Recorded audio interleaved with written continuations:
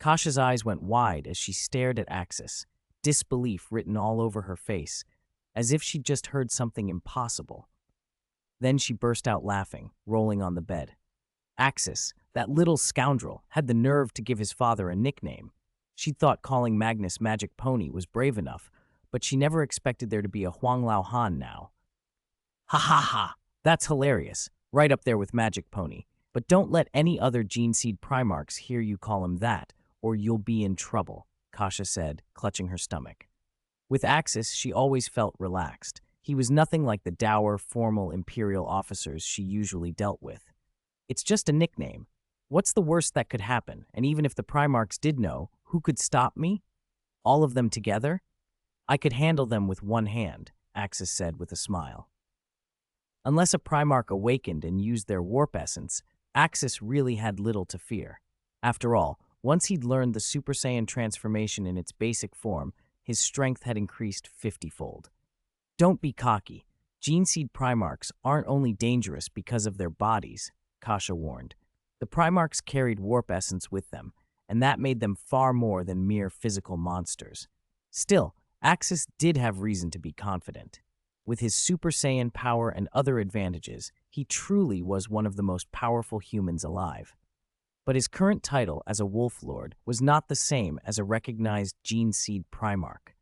Even if his combat power rivaled the best, without a proper Astartes Legion, his Primarch status wouldn't be acknowledged. At best, he might be treated like an honored Imperial consort. Have you really given up finding a solution for your Gene Seed? Kasha asked, kneeling on the bed. This is an Astartes Legion we're talking about. My Gene Seed depends on Ki to survive, Axis explained. So the best approach is to create special cultivators. When these Astartes are altered, they would be nourished by the Gene Seed's Ki. If the implants receive Ki during modification, the Saiyan cells won't burn out. The Gene Seed might even be able to store some Ki. They still wouldn't necessarily be able to use Ki themselves, but they wouldn't die from the implantation. That makes sense, Kasha said. You should find an opportunity to talk to my father about that. I will, Axis replied. It'll have to be at the right moment. Even a legion that only had overwhelming physical prowess would be terrifying once it was born from his Gene Seed. What about the Great Ape transformation? Kasha asked. If they're nourished by Ki, they shouldn't die when they transform into great apes. Controlling the transformation, though, I haven't figured that out for myself, much less for an entire legion. There is one simple method, though. Cut off their tails, Axis said. To stop a Saiyan from becoming a great ape, there's a crude but reliable solution. Remove the tail. Any Astartes grown from his Gene Seed would probably develop tails too, or else they wouldn't absorb the Blutz waves and transform. So the simplest fix was to remove the tails. Unexpectedly simple, but likely effective. This really could work, Kasha said. The Imperium's problems often came from a lack of communication. If Axis had been told these things earlier, they might have solved the issue long ago. Her father liked to hide things, always on his guard, and that secrecy sometimes made matters worse. If he'd told Mother the truth about what happened in the warp, things might have turned out differently. A little honesty could have prevented a lot of complication. After we deal with the Raiden, when your father summons me, I'll try to bring it up, Axis said. Russ had known that his tail had been a weakness when he transformed into a great ape. Axis had even pointed it out back then. The Emperor could have learned of it through Russ, but Huang Lao Han was inscrutable and secretive. Still, hiding things could create problems as well. To deal with the Raiden, are you going to reveal your Super Saiyan form this time? Kasha asked. The legendary Super Saiyan is out of the question, Axis said. But I can use a mimetic transformation or partially manifest Super Saiyan power. Ordinary people wouldn't notice anything different. If absolutely necessary, I can use a normal Super Saiyan form. I don't think anyone in the real universe could force me to reveal my most extreme form. Secrecy wouldn't be difficult. The First Legion kept tight mouths. If Axis simply said, "This is the Emperor's will, an Imperial secret," Lion L. Johnson would accept it as the elder brother and likely help clean up loose ends. The Dark Angels were adept at that. What about Micardo, the Chancellor? He taught you for years. Your relationship with him is good. Shouldn't you tell him? He's close with my father, Kasha said. Only you, Russ, Magnus, and Matter know I awakened my psychic power, Axis answered. Chancellor Micardo doesn't. Telling him would be the same as telling the Emperor. All right, your legion doesn't have to be formed right away. We'll take it slowly, Kasha said. She had wanted to hint about it herself, but if she mentioned it too soon, the Emperor would instantly be informed, and then he'd wonder why she spoke up. Better to follow Axis's plan and wait for the right moment. Get some rest, Axis said, lying down beside her. The night passed without words. The next day, Leman Russ gathered the Space Wolves' fleets and slipped into the warp, heading toward the Raiden. On Holy Terra, after the Emperor finished speaking with Kasha, he summoned the first Gene Seed Primarch, Lion L. Johnson. Soon a broad-shouldered man in green power armor, golden hair thick around his head, entered and knelt before the Emperor. Father, my Gene Seed offspring are ready. The Dark Angels stand ready to fight for you and purge the enemies of the Imperium, Lion L. Johnson said. Lion L. Johnson, besides dealing with the Raiden, you will have another task. I will allocate a Gloriana-class battleship from Mars to you. You are to take it to the Space Wolves and deliver it to their 14th Company Captain Axis. That Gloriana-class will be his ship, the Emperor said. Lion's brow furrowed. Father, why give a Gloriana-class battleship to a Space Wolves captain? A Gloriana-class was standard for a Primarch. It made no sense as a reward for a mere captain, even one from a fast-rising legion like Russ's. Because he is one of your brothers, and he is a Gene Seed Primarch, the Emperor replied. What? If he's a Gene Seed Primarch, why is he with Russ? Lion asked. His Gene Seed has some flaws, so his Astartes Legion has not yet been formed. That is why I had him stay with Russ. Neither Russ nor he knows his true identity, the Emperor said. Father, does this brother have defects? Lion asked, wary. Was the Emperor asking him to eliminate this brother? If so, why lend a Gloriana-class vessel? He is different from you. I want you to test him, test his strength. Afterward, you may reveal some information to him and inquire into the Great Ape transformation and the key issues. Above all, ensure that Axis's key does not leak out, the Emperor said. Yes, Father, Lion L. Johnson answered. 102. Lion L. Johnson and the Gloriana-class battleship. Travel through the warp was unbearably dull. Axis spent the long hours aboard his ship training, refining his ki, practicing his psychic power when necessary, drilling Kasha, and even wasting time playing tower defense games with her. Axis, when you meet Lion and the others, you can show Kai. My father recognizes that power. But under no circumstances may you use or reveal psychic power. Keep it hidden, Kasha warned. I know. My psychic power is under firm control. Unless I choose to expose it, no one will discover it, Axis replied. His adoptive father, Leman Russ, also possessed psychic power and had learned to conceal it thoroughly. Axis had asked Russ for advice and received instruction on how to hide his psychic presence, and even how to assume a convincing disguise. Russ insisted that sometimes a bold, straightforward disguise won more acceptance than subtlety. It had to be said, among the Primarchs, Russ was the most adept at blending in when required. Also, inform Russ in advance about the Legion's intellect library. Rune priests must not be exposed to the 1st and 5th Legions, Kasha added. Don't worry, Russ will take care of it. Don't underestimate him. He's not as simple as you think, Axis said. More than 2 months later, Axis and his fleet arrived in the eastern reaches of the Imperium, back at the system where Axis had first seen action. Back then, he had unleashed a hemispherical strike, killing tens of thousands of Astartes. Decades had passed since, and Axis's control of his ki had become far more refined. In his Super Saiyan state, he could now, in theory, target every living thing on a planet and cleanse it in a single sweep. A fleet of Dark Angels waited in that familiar yet strange star system. The Space Wolves and the Dark Angels would spearhead the assault. The White Scars, under Jagatai Khan, were assigned to another system to provide fire support and logistics. This campaign promised to be bloody. Only the most capable legions had been committed. The Dark Angels' force was immense, the largest of the legions, numbering in the hundreds of thousands of warriors and vast accompanying mortal contingents. The Space Wolves were powerful, but outnumbered. When the Dark Angels detected Russ's legion tearing open a warp rift, they sent a psychic summons. They requested Leman Russ himself and Axis, captain of the 14th Company, meet aboard the Dark Angel's flagship, the Unwavering Truth.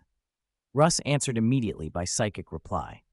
Axis did not bring Kasha to the meeting. He first reported to Russ's flagship, and the two of them boarded a smaller craft to the Dark Angels. Welcome. Lord Lion has been expecting you. This way. A Dark Angel's captain greeted them as soon as their boarding hatch cycled.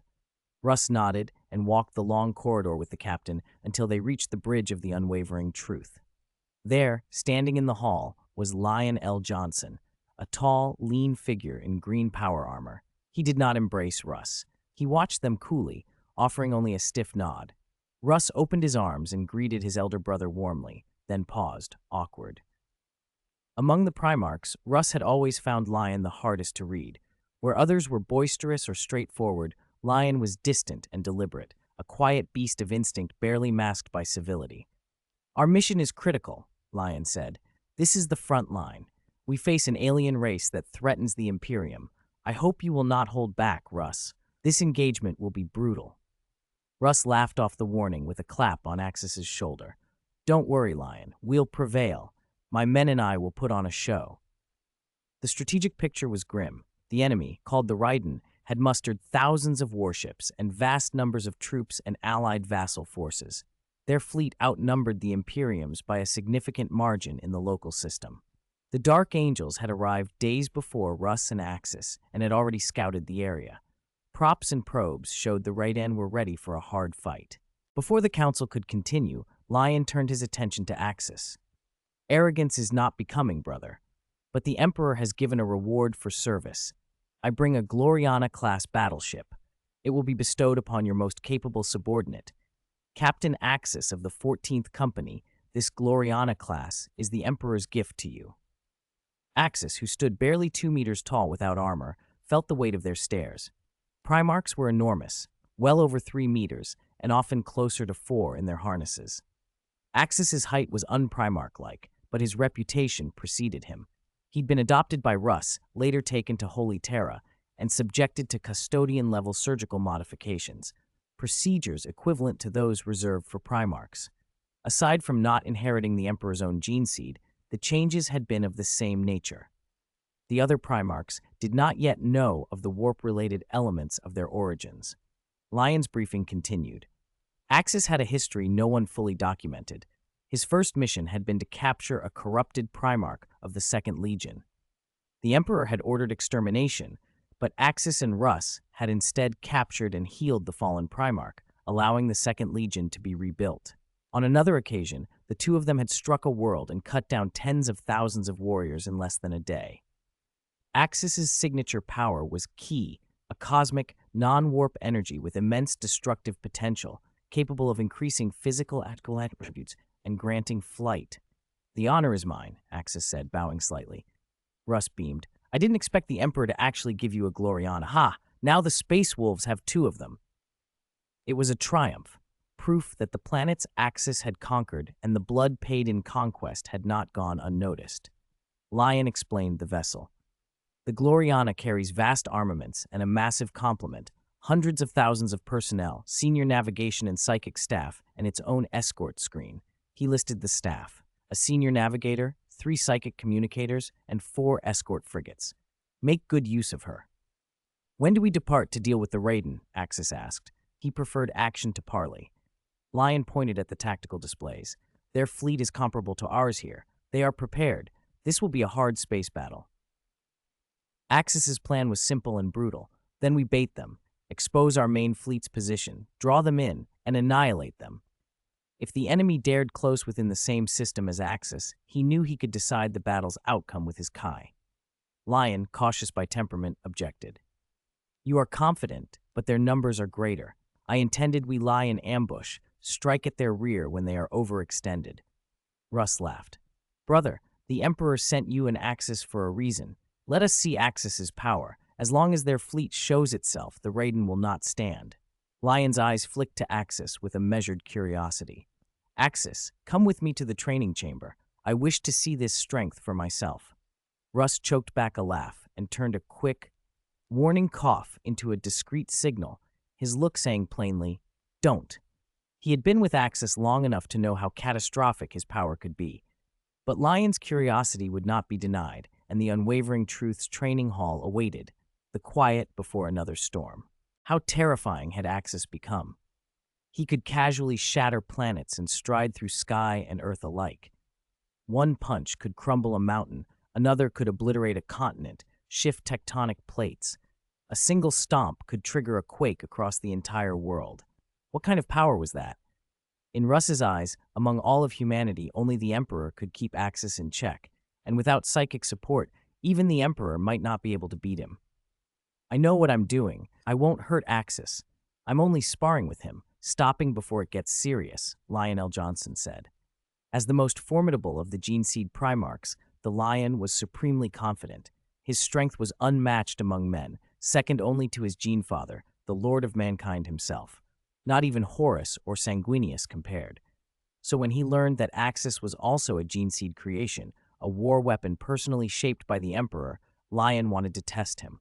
And since the Emperor had personally ordered the meeting, he could not refuse. Lion King, it's not Axis I'm worried about, it's you. Russ shook his head. Saying it pained him, but he had to be blunt. Otherwise, his nominal elder brother might walk away from the fight with something broken beyond repair. Lion's face hardened, golden hair falling like a mane, his eyes flashed. Russ, how much do you even know about my strength? I don't know how strong you are, Russ admitted, but I do know how strong Axis is. Trust me, this is for your own good. Axis, arms folded, watched Lionel Johnson with a faintly amused look. Had this proud lion learned arrogance from the Emperor? Had he heard how the Emperor had humbled other Primarchs and now wanted to spar? It was entertaining. Should he hold back or not? Asking him to hold back felt almost impossible. But Axis wasn't the only one struggling to contain himself. The Dark Angels standing by could not. Their Gene Father, the great Lionel Johnson, was about to challenge what they saw as a mere mortal, even if that opponent was a space marine. And the 6th Primarch, Russ, had just claimed the Lion wouldn't be able to defeat a space marine. The indignity was unbearable. Great Lion King, great Gene Father, allow me to face Captain Axis. This is no thing for you to stoop to, one Dark Angel stepped forward. Let me do it, great Gene Father. I will go, called another. More Dark Angels surged forward, as if Axis were the challenger and Lion the one under threat. Axis shrugged. Fine. He wouldn't go easy on these little nuisances. If he beat them half to death, don't blame him. Killing them outright was unlikely, but whether any of them would end up in a dreadnought was another matter. Stop this, Russ roared. You fools, you have no idea what Axis can do.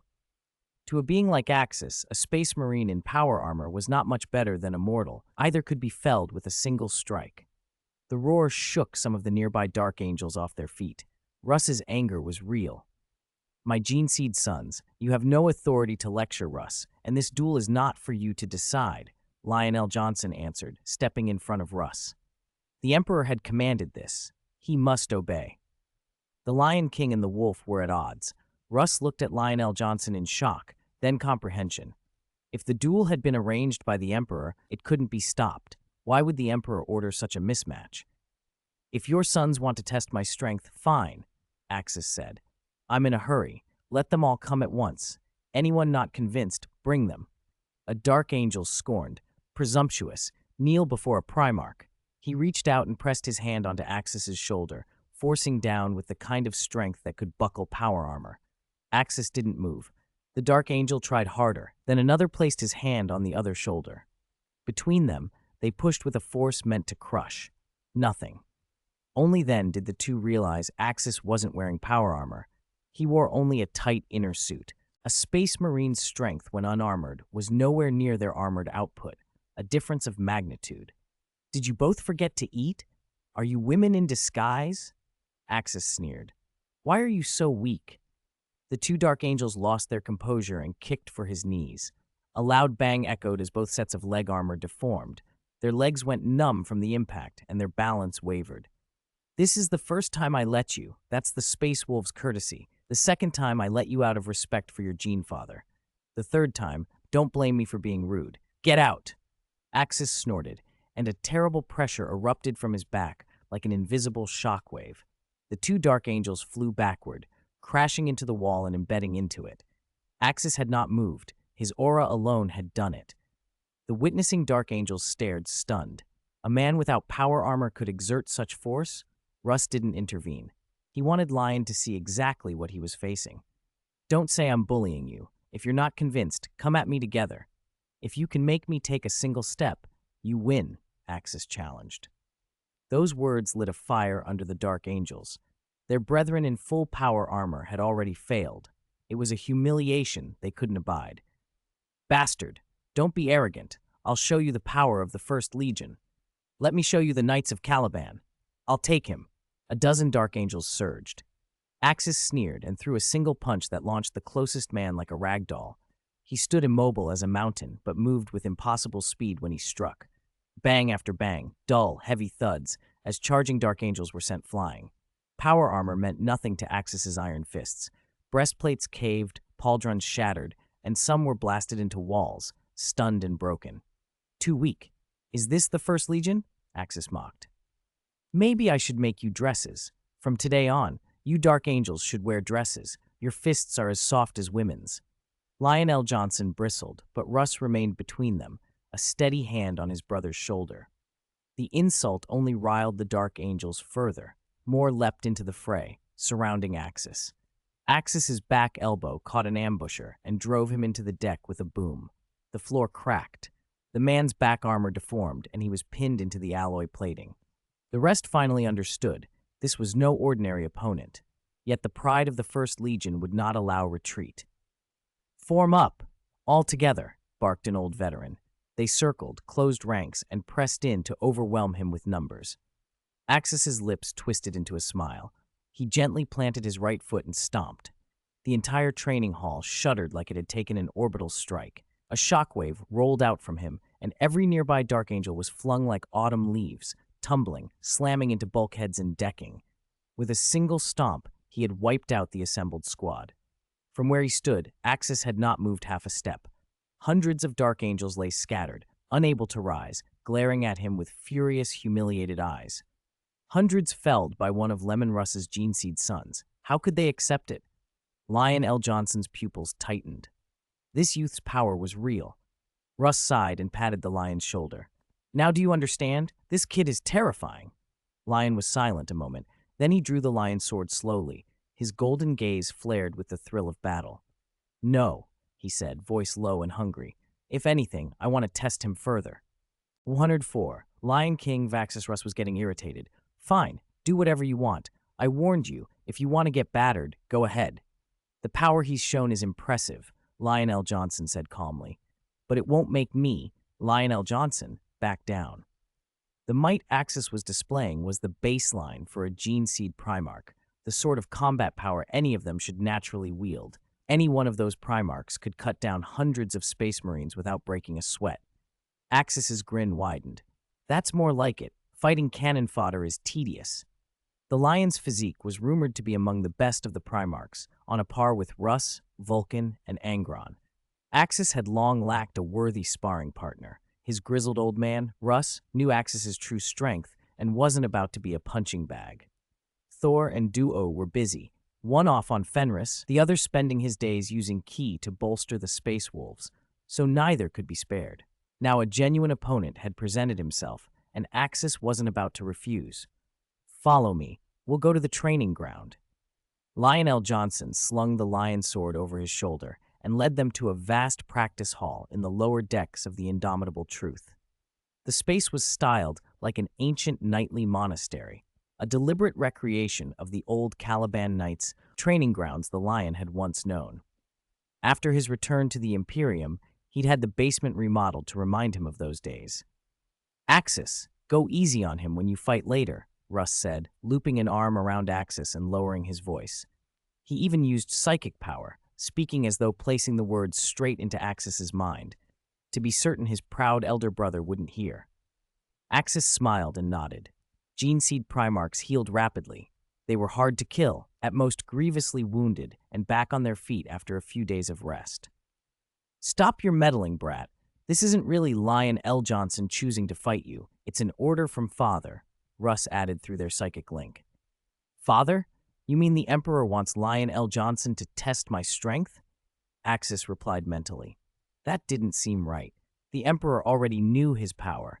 Otherwise, Axis wouldn't have been sent against the second Primarch right after his modifications. Perhaps the Emperor wanted to humble the Lion, but the Lion, proud though he could be, was not arrogant. Still, take care and don't go overboard, Russ warned. Axis acknowledged him, and the three reached the huge vault. Lionel Johnson stood there in green power armor, sword in hand, face like stone as he surveyed Russ and Axis. You aren't wearing armor. I have spare Terminator suits. Put one on if you like. No need, Axis said, dismissing the offer with a shake of his head. Power armor would add nothing to his combat effectiveness. A stray surge of his power could rupture it. In the controlled, oxygenated training chamber, he would never stoop to wearing bulk that only hampered him. Not even a weapon, the Lion asked, surprised. I'll use this. Golden light gathered around Axis, bathing him. He extended a finger and concentrated a sphere of golden ki around the tip. He was in a partial Super Saiyan manifestation, enough to tap a portion of the transformation's strength. He didn't need a blade.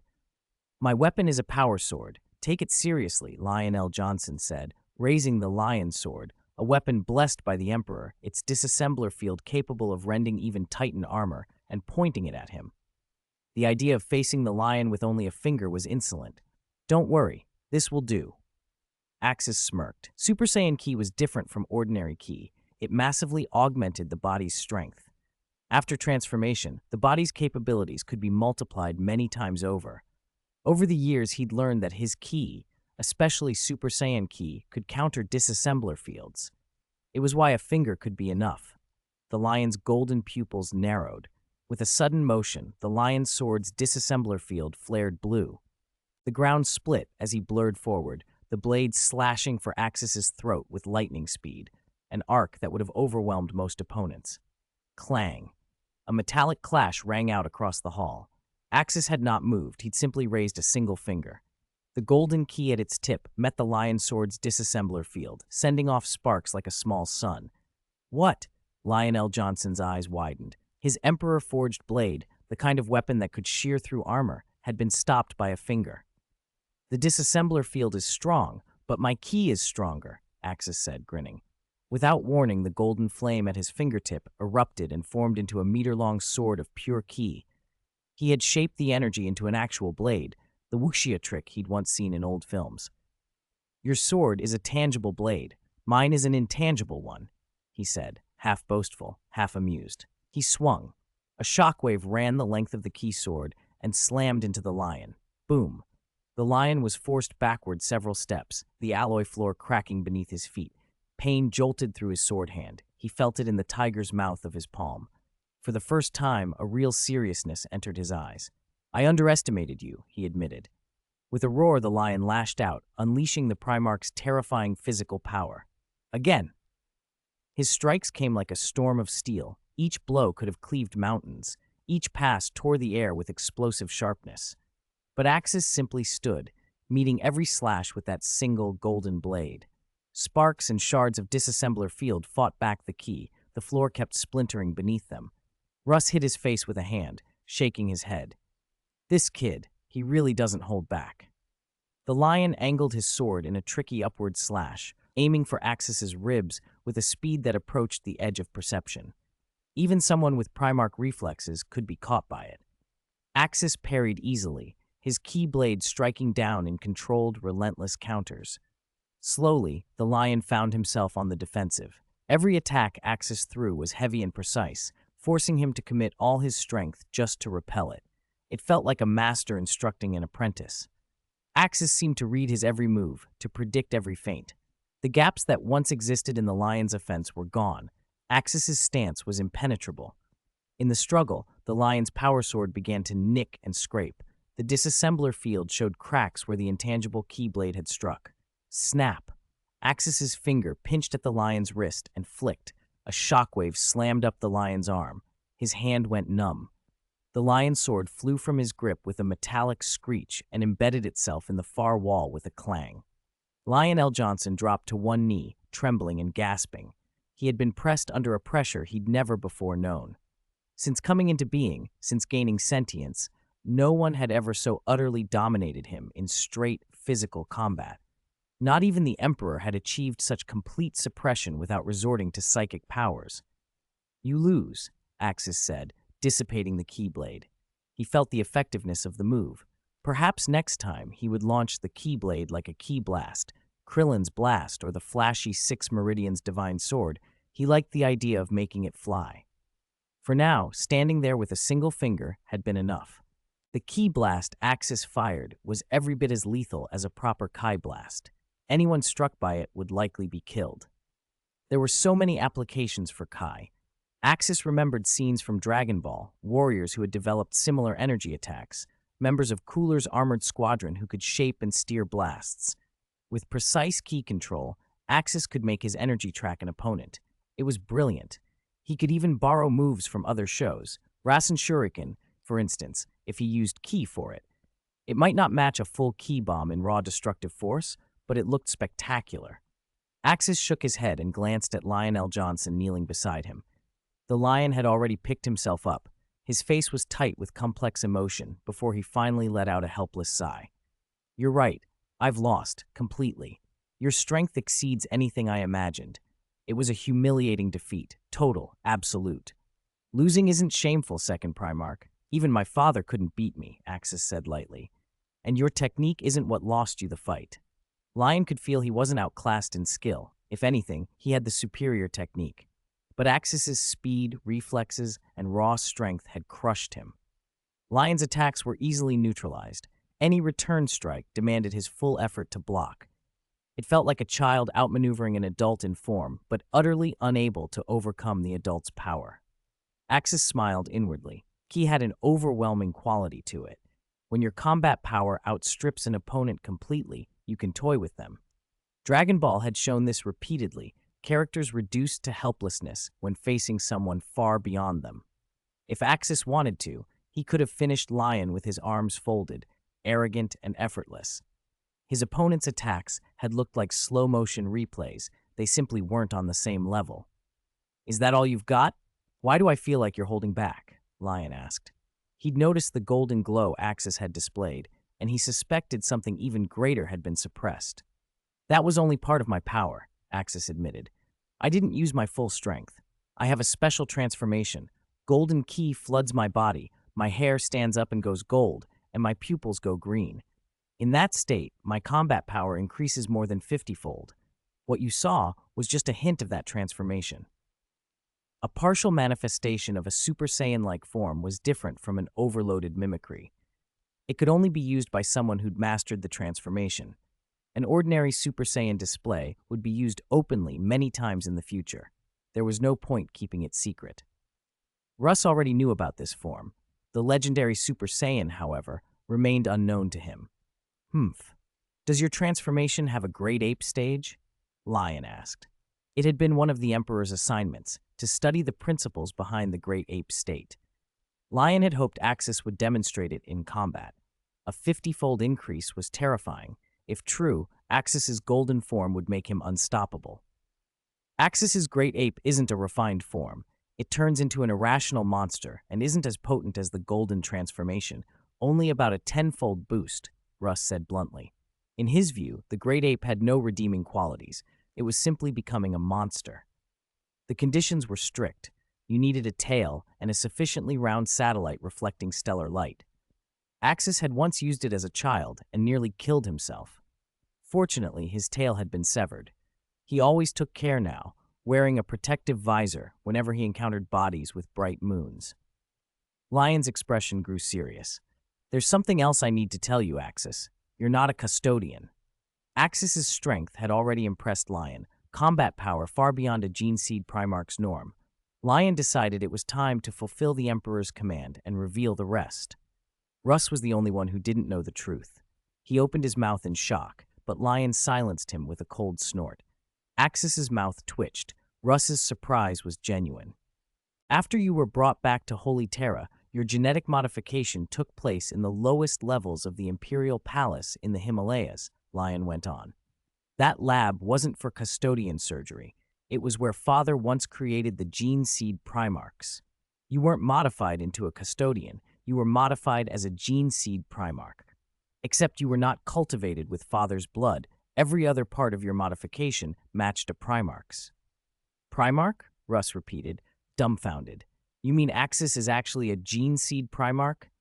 Axis put on a look of exaggerated surprise. Am I really? No, father said Primarchs can't be replicated. He can't create new ones anymore, Russ protested. We gene seed Primarchs were created by father, Lion said. If Axis weren't a Primarch, why would I bring a Gloriana-class battleship here? This ship began construction when Axis's modification started, and it took 50 years to complete. That's not the kind of resource you waste on pretend Primarchs. Russ faltered. If the Emperor could create one more Primarch, could he create dozens? The idea was unsettling, but Lion had a point. Something about the original Primarchs was special, perhaps a warp-related quality, that couldn't be replicated. Axis might have been created like a Primarch biologically, but lacked that particular warp resonance. Still, Axis had developed a soul projection and used psychic power that compensated somewhat. So why are you telling us this? Russ asked. Could the Emperor be planning to let Axis found his own legion? It would be advantageous for the boy, but awkward for Russ to accept the shift in status. Lion answered with the business-like bluntness of a warrior. Axis still must serve as a space marine for now. Your gene seed is odd, Axis, and it has two major flaws. One is the great ape issue. The other is worse. Your gene seed produces a new kind of cell that aggressively consumes the recipient's original cells and tries to transform them into your physiology, but it only gets halfway before it dies without proper key nourishment. The Emperor had confirmed Axis reached and even exceeded the required power levels for a Primarch. But without a functioning Astartes Legion, that Primarch would remain nominal. So you want Axis to fix these two problems, Russ said. Exactly. Father should have told us sooner, Russ muttered. The great ape is solved easily enough. Cut off the tail. Do his gene seed offspring have tails? The tail is the critical weakness, Russ continued. Cut it off and the great ape is impossible. Or just don't let them see a moon. Use a protective visor. I don't know about offspring, Lion said. Father only told me about the gene seed's defects. I've never seen the finished product. I'll report this to Father. Tell him about cutting off tails or fitting visors. As for the key problem, Russ said, there's a fix. Axis's key can be used to mature his gene seed. If you infuse the gene seed with his Kai, the modification should complete. The offspring may not use Kai themselves, but at least they'll survive. The idea that Axis's Kai, or the Kai of the two special cultivators he'd met, could stabilize the gene seed lit a new path forward. Russ even wondered whether to mention the cultivator's origins. Axis decided it was time to reveal more. The future modification of his gene seed offspring would require Ki. The cultivators were the best source. He planned to tell Lion and Russ about them, and about the cultivator who'd stood by Magnus's side. You mean an alien species can fuse with human genes and use Kai? Lion asked, surprised. Not aliens, Russ corrected. Half-breeds. We've improved the cultivation process, growing them from gene seeds so they look nearly human.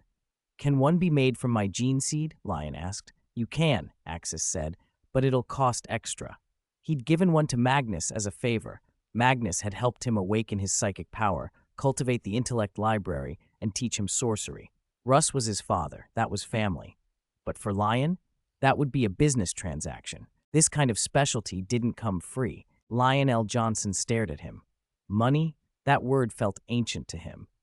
Don't look at me like that, Axis said. This stuff is precious. I only have a few left. If my legion is really established, these special cultivators will serve as the apothecaries. Without them, there's no way to cultivate suitable gene seed offspring. The role of cultivators in the future was enormous. They couldn't be assigned to every gene seed Primarch. Half of them would revolt if that happened. Russ, standing nearby, twitched the corner of his mouth. A few left? You clearly have more than 20. Lion's brow lifted. What do you mean by extra money? Imperial currency? To us, it's just numbers. How much do you want? Money in the Imperium was a triviality to men like them. Primarchs, gene seed holders, planetary governors. What mattered were rare goods, artifacts, and favors. The Imperial currency was not yet unified. Planets still used their old money, and real wartime allocation came from the Emperor's command. Axis waved a hand.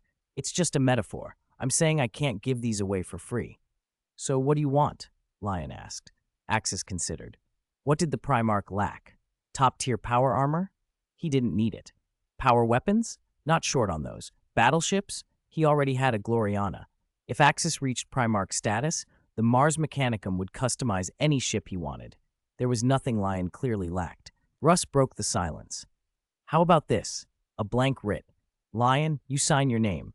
If Axis ever needs it, he can use it once to mobilize the Dark Angels in battle. No, Lion said flatly. Only the Emperor and each legion's Primarch can order a legion into action. Russ persisted. It won't threaten the Imperium or betray the Emperor. It would simply allow the Dark Angels to assist Axis or his forces in one war. He framed it as a face-saving compromise. Axis nodded. The idea of being able to call on the Dark Angels for support, if only in a limited, controlled way, sounded useful and frankly amusing. He had no intention of summoning the whole legion. I absolutely will not entrust the strength of the entire legion, Lion said. There must be a personnel cap. Then make the cap 3,000, Russ said. With your order, I can mobilize no more than 3,000 Dark Angels. Your gene seed offspring will abide by that. Split later into chapters, each with about 1,000 warriors. 3,000 equaled roughly 3 chapters. For a Primarch of a legion of hundreds of thousands, 3,000 was a drop in the ocean. Hardly something to worry over. That's acceptable, Lion said. He could not imagine why he would ever be inconvenienced by such an order. Still, to ensure authenticity, he recorded a formal message. The Dark Angels must honor this agreement up to 3 times. Even if he were absent, the force would be strictly limited to under 3,000. The contract was copied twice, one for Lion, one for Axis, and Russ signed both as witness. Russ grinned. You got a good deal, Lion. Axis's cultivators qualify as abhumans and even standard Imperial humans. They can use Ki to strengthen legionaries and to purify gene seed, restoring it closer to an unmutated state. My gene seed is perfectly pure, Lion replied. Flawless. You'll see if you try, Russ shrugged. When do we start planting? How long will it take? Lion asked. Now, Axis said. Russ and I will retrieve the materials. Prepare high-quality soil, ample nutrient solution, and 1 gene seed. I'll prepare it, Lion said. Russ and Axis left aboard a small transport to their flagship. Axis ordered the 14th Company to ready themselves to receive the Gloriana-class battleship. He went to the resting room, opened the safe, and took out a cultivator seed, the 5th he had removed for use. He still had 23 left. Kasha met him when he returned. What happened with Lion? She asked. Are you giving him a cultivator? I had a run-in with the Dark Angels and with Lion himself, Axis said with a laugh. The Lion owes me a favor, so I'll give him a cultivator gene seed. This should guarantee me Primarch status. After we defeat the Raiden, come back to Holy Terra with me. By then, I'll be a Primarch, and you'll regain your Imperial Princess title. He showed her the signed order and the preserved recording. Kasha smiled. An order for 3,000 men was practically a gift. With it, she might finally reclaim the identity stripped from her. Ha, he's my brother-in-law now. Axis said lightly. I'll enjoy messing with the Dark Angels in the future. Kasha's smile faded a little. Axis, the first cultivator's life cycle has run out. I can't tell if it's dead or alive. What's its condition? Axis asked. It turned into a tree a few days ago. It's bloomed and should bear seeds soon. They went to the secret laboratory together. The first cultivator was no longer recognizably human. It had become a green tree more than 10 meters tall, drinking nutrient solution by the ton. Its life had reached its natural end, and it was about to bloom and produce new seeds. How many seeds do you expect? Kasha asked. Will the seeds be the same as the others you have? No, Axis said. They'll be different. Chi is an unavoidable hurdle. I don't even know for sure whether these seeds can grow into proper cultivators in this universe. This first cultivator had not been modified. It represented the most orthodox form and so lived only a few decades, normal for a cultivator. The others Axis had cultivated used Primarch genes and therefore lived on the Astartes timescale, centuries to millennia. Only the pure, original form could produce new cultivator trees in this world. Cultivators whose genomes had been mixed with other organisms were no longer orthodox and could not reproduce normally. Axis watched the tree, hands folded. The experiment had been a test. Could a cultivator not developed in the Dragon Ball world at the end of its natural life still yield viable seeds here? If it worked, the harvest might be abundant. If it failed, those new seeds would be weaker, unable to match the combat potency of the Primarch-enhanced cultivators. Either way, this was a crucial turning point in Axis's plan to seed his future legion. 107. The Lion King's cultivator, the fallen angel Lucifer.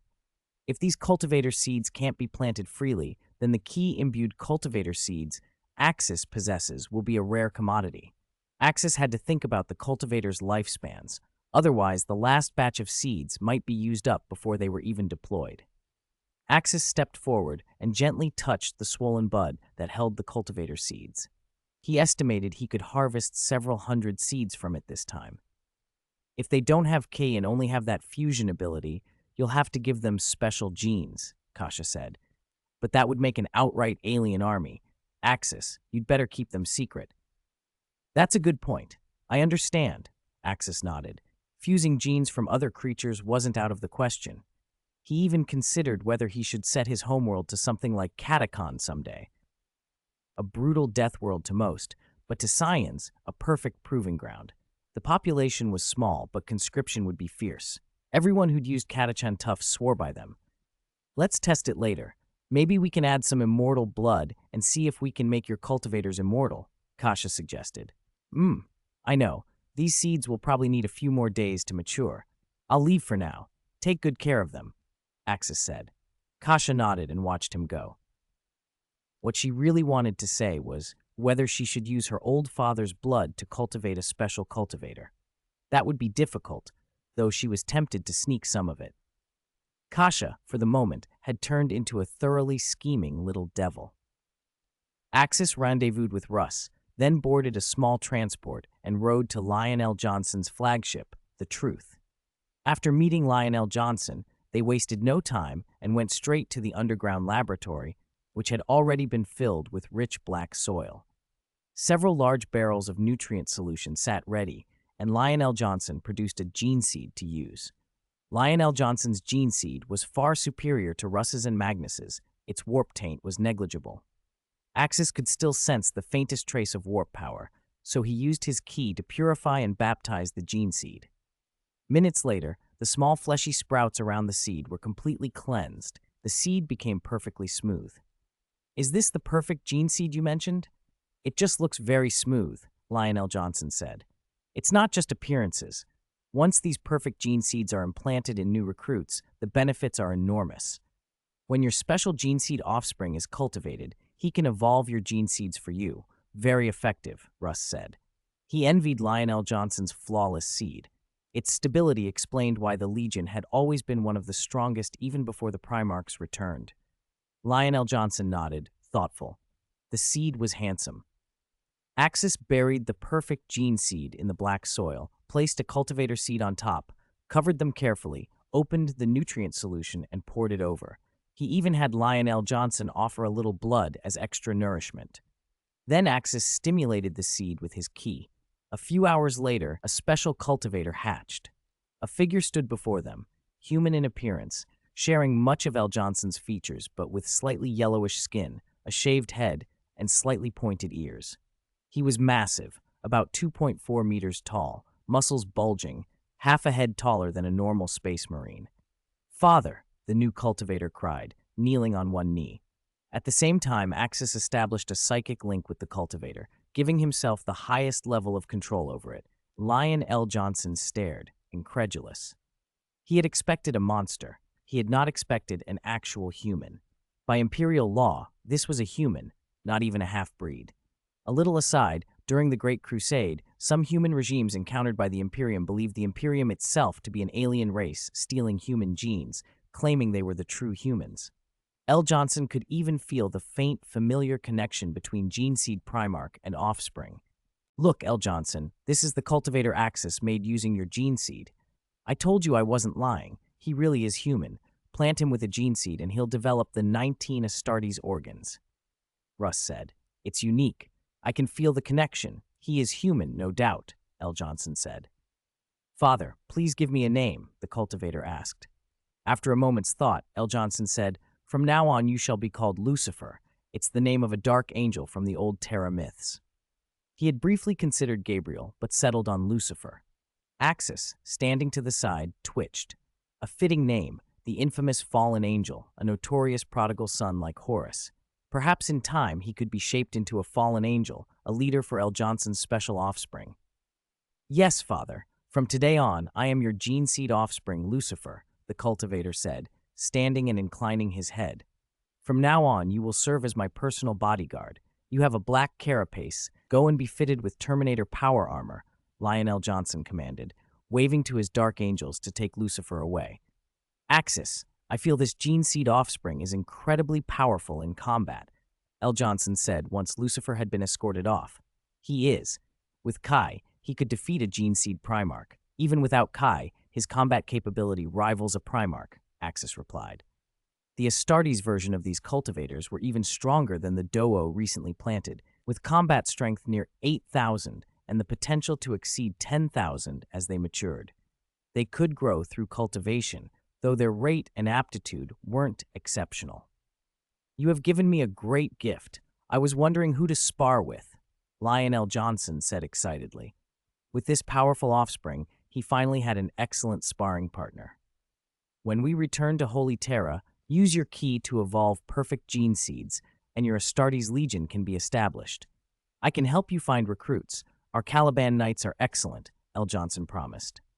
Having obtained this special offspring, he felt indebted to Axis. A troop transfer order was trivial compared to that. The best repayment was to provide recruits from Caliban once Axis's Legion formed. "Then I won't be polite," Axis smiled. "Fenris can also supply a batch of recruits," Russ said, clapping Axis on the shoulder. Axis's future Legion would, in any case, be considered a sub-legion of the Space Wolves. The three spoke at length about how to deal with the Raiden. Then Axis and Russ took their leave. In the following days, Axis's company was busy taking delivery of a Gloriana-class battleship. The massive ship could accommodate tens of thousands of warriors. The company could fit aboard with room to spare. What a pity. Once you become a Gene Seed Primarch, you won't be their company commander anymore, Kasha said. That's not necessarily true. Gene Seeds can be changed. Why not replace their Gene Seeds with mine? Axis replied. Huh, will Russ agree to that? No problem, Axis said with a smile.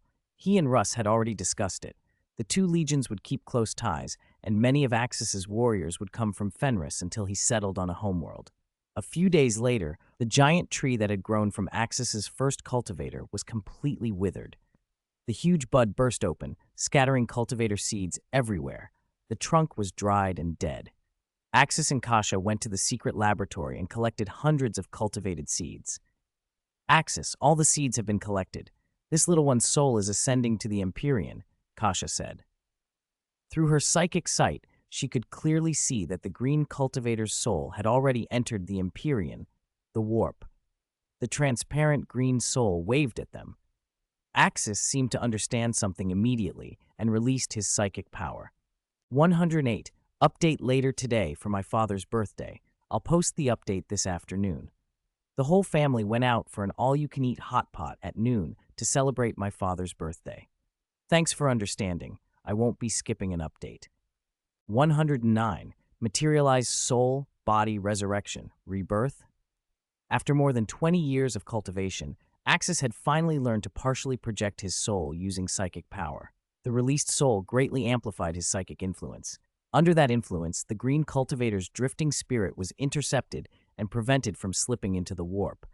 Axis knew all too well what the warp was. It was no paradise, but a devouring hell, a cesspit of demons. Once a soul crossed into it, it might be torn apart by one demon or another.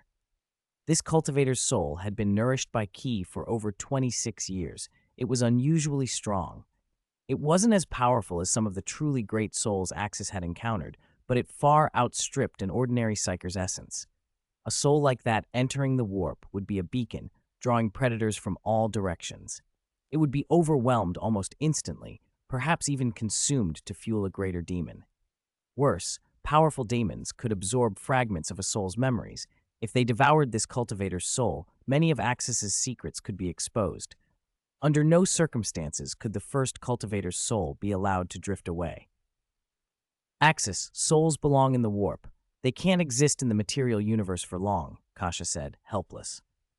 It was a reluctant concession. In their universe, death meant the warp. Life fed that sea of souls, which only grew hungrier and stronger. It may not have been possible before, Axis replied with a smile, but it doesn't mean it's impossible now. Don't forget the miracles Ki can do. The Ki of the Dragon Ball world had an extraordinary effect on soul forms. Even though these two cultivators had been born in the Warhammer universe and lacked any angelic aura, Dragon Ball Ki had already allowed their essences to materialize once. With more than 20 years of cultivation behind them, and with Axis's Super Saiyan Ki to assist, keeping a body tied to the material plane was no longer out of reach. Axis's golden-green Ki wrapped the flickering spirit, pouring into it without pause. Super Saiyan Ki felt limitless, and with Axis's modified body and the life forge inside him, he could sustain a long release of power without exhaustion. "Let me help. He's my senior brother," Saul said, stepping forward. He joined Axis and injected his own Ki into the spirit as well. Like a rising tide, their energies flooded the green soul. Hours passed, 10, perhaps more. Bone, muscle, skin. Under the patiently shaping force of Ki, the spirit coalesced. At last, a physical form with a soul, something that could stand in the material universe, sat up. The resurrected cultivator's height had changed, now over 1.80 meters, limbs slender and better proportioned.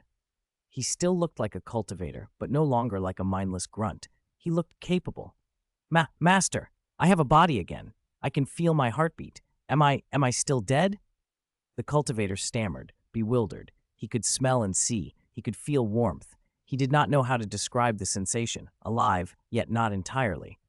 "It feels no different from being alive," he said in wonder. "This body, it's made of my soul, but I feel flesh." Kasha stared, incredulous. "How is this possible? Axis, are you joking?" She had watched this man die, had seen his life fade like fruit on a tree. Now he stood reborn in the material universe as a soul body. It was beyond her understanding. Only beings as powerful as the Chaos Four could directly resurrect the dead. Even her father, the Emperor, could not flout death's finality. Such a thing should be unthinkable. "Don't underestimate Ki," Axis said. "His soul was strengthened by 26 years of Ki cultivation, and Soul and I added our power. He was able to remanifest a body. Even in a state that should be dead, he can sustain his physical form, and he's no longer limited by a normal lifespan." Kasha stepped forward and touched him. The contact felt real, warmth under her palm. This can't be. A soul's body with temperature? I don't believe in this rebirth malarkey." "It's happening right in front of you," Axis said calmly.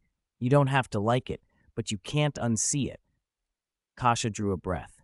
"If what you say is true, this breaks the boundary between life and death. If you could resurrect anyone at will." "It's not that simple," Axis interrupted. "He could revive because his own cultivation created a strong soul body. I gave him the push, but I didn't create that soul from nothing. If an ordinary human, or even a powerful psyker, died without having cultivated Ki themselves, I couldn't do this. Strengthening someone's body and soul over years of your guidance is not the same as them cultivating their own soul's core." Kasha's shoulders loosened. That clarified things enough to make the miracle acceptable rather than terrifying. The power of Ki was impressive, but not unlimited.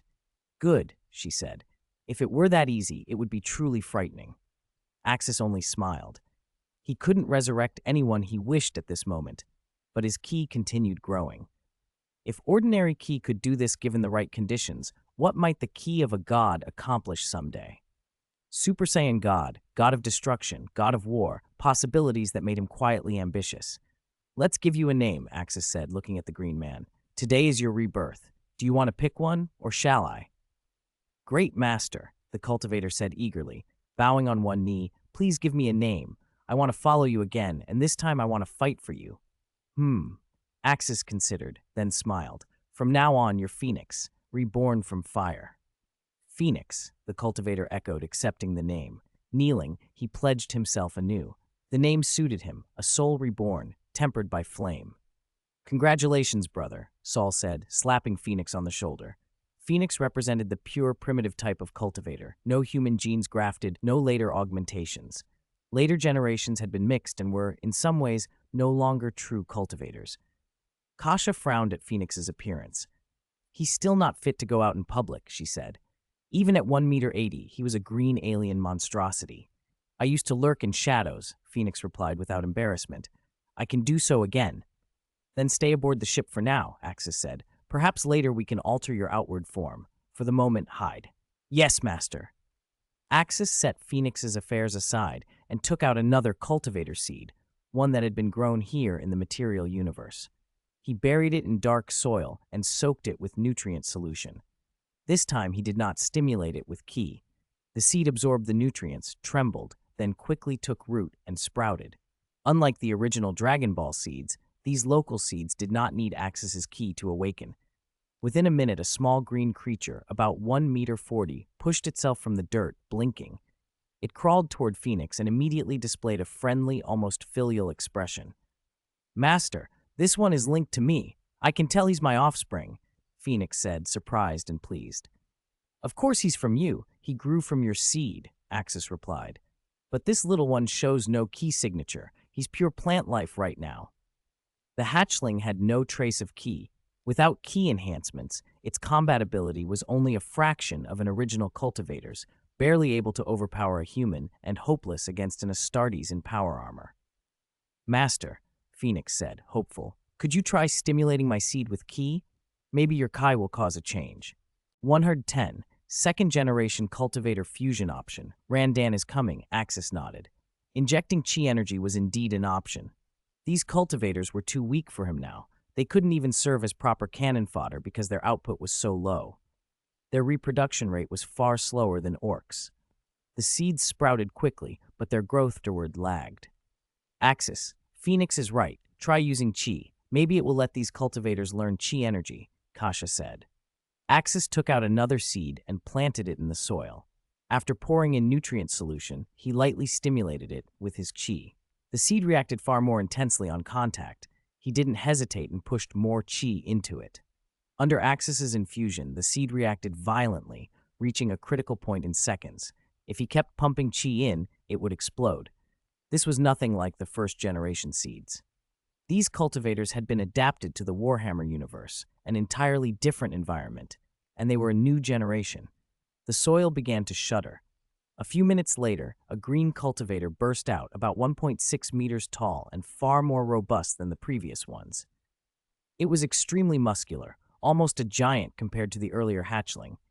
Axis scanned its combat rating, roughly 100 points, a shade stronger than a typical Astartes. But it still couldn't wield chi energy. Axis's chi had simply produced a stronger specimen. Like the hatchling that had come before, this new cultivator immediately knelt before Phoenix and called him father. These second-generation cultivators were bonded to Phoenix, not to Axis. That was a complete contrast to the Dragon Ball World seeds, which, when stimulated by Axis's chi, recognized him as their master. To control these, Axis would have to resort to more brutal Saiyan methods, kill one to warn 100. The good news, Phoenix could control them perfectly. "Master, these children will obey your orders. With your chi, they become even stronger. Maybe in future plantings I can use my own chi to cultivate them," Phoenix said. "All right, these two will follow you for now. If there's a special operation, they'll take part," Axis replied. He wondered whether these cultivators could later produce seeds of their own, and if those seeds would suffer the same degradation. If they did, these troops might turn out useless. In the Dragon Ball world, the dead could keep their bodies, but could only leave the underworld for 24 hours without special measures. Phoenix obviously wasn't bound by that rule. The reason was simple. This was the Warhammer universe. The fundamental laws here were different. Phoenix was closer to a demon prince, daemonhood granted by this universe, except his form was composed of Dragon Ball chi instead of warp energy. Axis, even the cultivators you strengthen with chi aren't that strong in combat. The original form of cultivators is best. "Cherish the seeds you have left," Kasha told him after they left the secret lab. "I know. These seeds grow in minutes. I can plant them as needed. I'm thinking of adding other plants or special fauna." "What about orcs?" Axis asked. From the last orc planet he'd raised, he had harvested tissue and blood, now sealed in a stasis cultivation tank. Orc fungi combined with cultivator seeds, he had hypotheses about the results. Absolutely not orcs. They're far too dangerous. I've told you, can you be sure you could control cultivators grown from orc material? These second-generation cultivators, even when enhanced by your chi, don't naturally obey you. You can only force them, and that won't work on orcs. More importantly, orcs have insane evolutionary plasticity. Combining cultivators with orc mushrooms could let orcs exploit them and become exponentially stronger. A single orc boy can already overwhelm a human soldier. Add cultivator power and they could face Astartes. Imagine millions of Astartes turned into fodder for a whack. It would be catastrophic. Kasha didn't want Axis touching a taboo like orcs. If they could be controlled, someone would have done it long ago. Her father had warned that orcs had rampaged for tens of millions of years, encountering countless races. They were a weapon of war, created by an ancient race with terrifying plasticity. Orcs continuously release spores. Death only causes a big explosion. The race was that frightening. All right, I won't mess with orcs for now, Axis said. He wasn't a geneticist. Some problems were beyond him. Even tyrannids might struggle against orc numbers without careful strategy. If orcs gained cultivator genetics and their wah energy, the results could be unpredictable. For now, he wasn't short on fodder. Demonic fauna from Catachan looked promising. He planned to visit Holy Terra after dealing with the Raiden and, if he could build his legion, perhaps settle Catachan as a homeworld. For the next half-month, the human fleet held position. Chagatai Khan of the White Scars even sent supplies once. With more mortal troops gathered, Axis's side took full command of the Gloriana-class battleship and learned all its systems. Humanity right now was on the defensive, weathering strikes from the Raiden. They'd been warned this time because powerful psychers in the Imperium had foreseen the attack. Psychers' prophecies could be eerily accurate, warning of disasters in advance.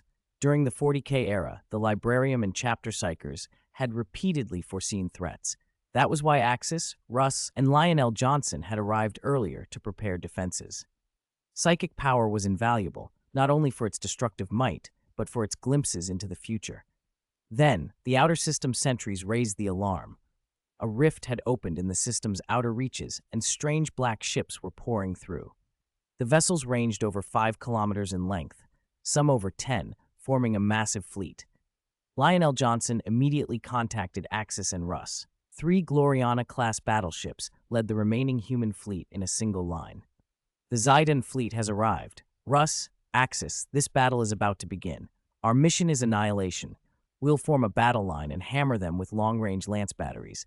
Then we'll launch boarding craft for decapitation strikes and plant melta charges in their hulls, Lionel Johnson briefed. It was the standard Imperial tactic: artillery first, then Space Marines to board, disable, and sabotage. No need for boarding, and no need for suppression fire. Just watch the show from the sidelines. Axis had already suited up in combat gear and powered armor.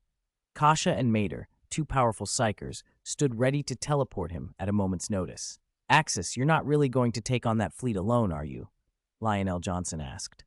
Don't worry, Lion. This battle can be left to Axis. You and I will sit in the command center, open a bottle, and enjoy the performance, Russ said with absolute confidence in Axis's strength. Dad's right, Lion. Just watch the show. Axis nodded to Kasha and Mater. Stay safe. Our psychic focus will lock on you. If anything goes wrong, we'll teleport you back, Kasha warned. Don't worry. 111. Tremble, ran Dan. Super Saiyan explodes. Axis gave Mater and Kasha a thumbs up. Today I'll show you how Saiyans fight in the universe. The battle lines etched into a Saiyan's bones are waking up. Kasha and Mater raised their hands in unison. Psychic energy flickered at their fingertips, and the teleportation spell fired. In the next instant, Axis was gone from the bridge and standing in the vacuum of space. No life support, nothing but his physical body. Even without power armor, Axis could survive in space for a time. His cosmic survivability exceeded even many Geneseed Primarchs. From the view of the massive starship, he looked almost infinitesimal. The Raiden fleet didn't react. Either they didn't notice him, or they simply didn't care. Axis registered as zero threat to them. Axis, be careful. I've detected at least 1,000 Raiden warships, and more are pouring out of the warp. We can be engaged any moment. Lionel Johnson warned, unease tightening his voice. This kid was far too arrogant. This was an entire fleet, with more yet to emerge from the warp. Trust me, I told you to enjoy the show. The Emperor didn't send me here for nothing, Axis answered. He drew a breath, and the chi inside him boiled. Golden energy flowed around him. Even the seams of his power armor burned with light. Axis tapped a measure of his Super Saiyan power, enough for fleets like these. The golden aura flared, and a terrifying pressure rippled outward. The Raiden fleet registered the tiny but potent signature. Guns on several ships pivoted and locked.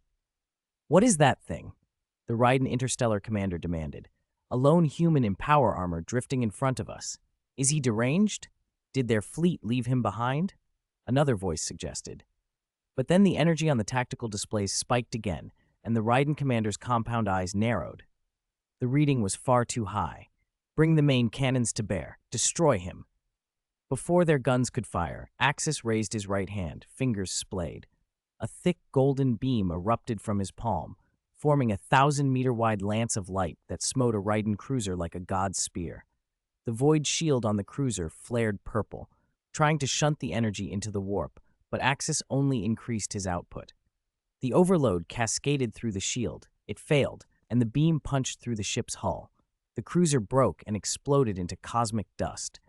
The blast light played across Axis's face. He allowed himself a small, satisfied smirk. This is impossible, the Raidon flagship's commander rasped. The tiny blip on their scope screamed with energy, beyond the output of their heaviest gunboats. Activate all point defenses. Kill that monster. Axis vanished from the monitors and reappeared in the fleet's center. He brought his palms together at his waist in the classic Dragon Ball stance. A brilliant blue sphere swelled between his hands, casting a harsh light over 20 warships. Ka-me-mia!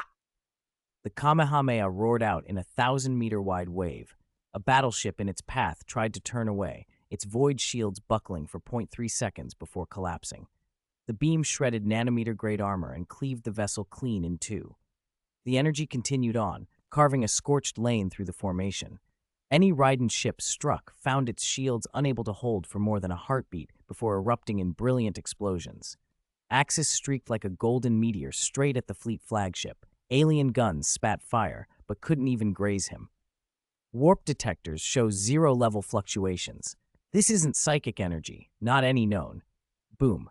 Axis punched another shockwave through rows of ships, leaving a trail of wreckage. He slammed into the flagship's outer shell. The armor shattered like glass. He tore open a corridor into the ship and plunged inside. The Raiden warriors he met were huge and insectile, dark-skinned and with mandibles around their mouths. They froze with terror. Some unarmored crew were sucked out into the vacuum. Axis laughed and went to work. His palms and feet became blurs. Each strike crushed heads or caved-in chests. Limbs, corpses, shredded armor. Within minutes, the corridor was a slaughterhouse. Let me show you the Saiyan savagery, Axis snarled, golden hair rising and spilling light as more chi boiled outward. Tremble, mortals, before the power of a Super Saiyan. Everywhere Axis went, he left ruin. Alloy plating, structural beams, nothing held. Raiden flesh turned to ash beneath his chi. The slaughter was swift and merciless. He blasted back out into space and targeted another ship, crashing through its hull and cutting a bloody path. Some Raiden officers ordered broadside fire on the ship Axis had invaded. Axis flashed a green shimmering barrier and then unleashed a concentrated sphere from his palm that tore the attackers apart. He built another green ball, hammered it to 1,000 meters across, and detonated it in the fleet's center, wiping out hundreds of vessels in a single blast. It was not enough. Axis set his sights on a Raiden capital ship and streaked off to hunt. The human fleet's comms were silent. Space Marines and mortal officers stood, stunned, watching the feeds, a lone man with no armor raging through enemy ships like a god of war. Can a human really do this? A tech priest whispered, voice trembling. His knees shook. It looked like a scene from hell.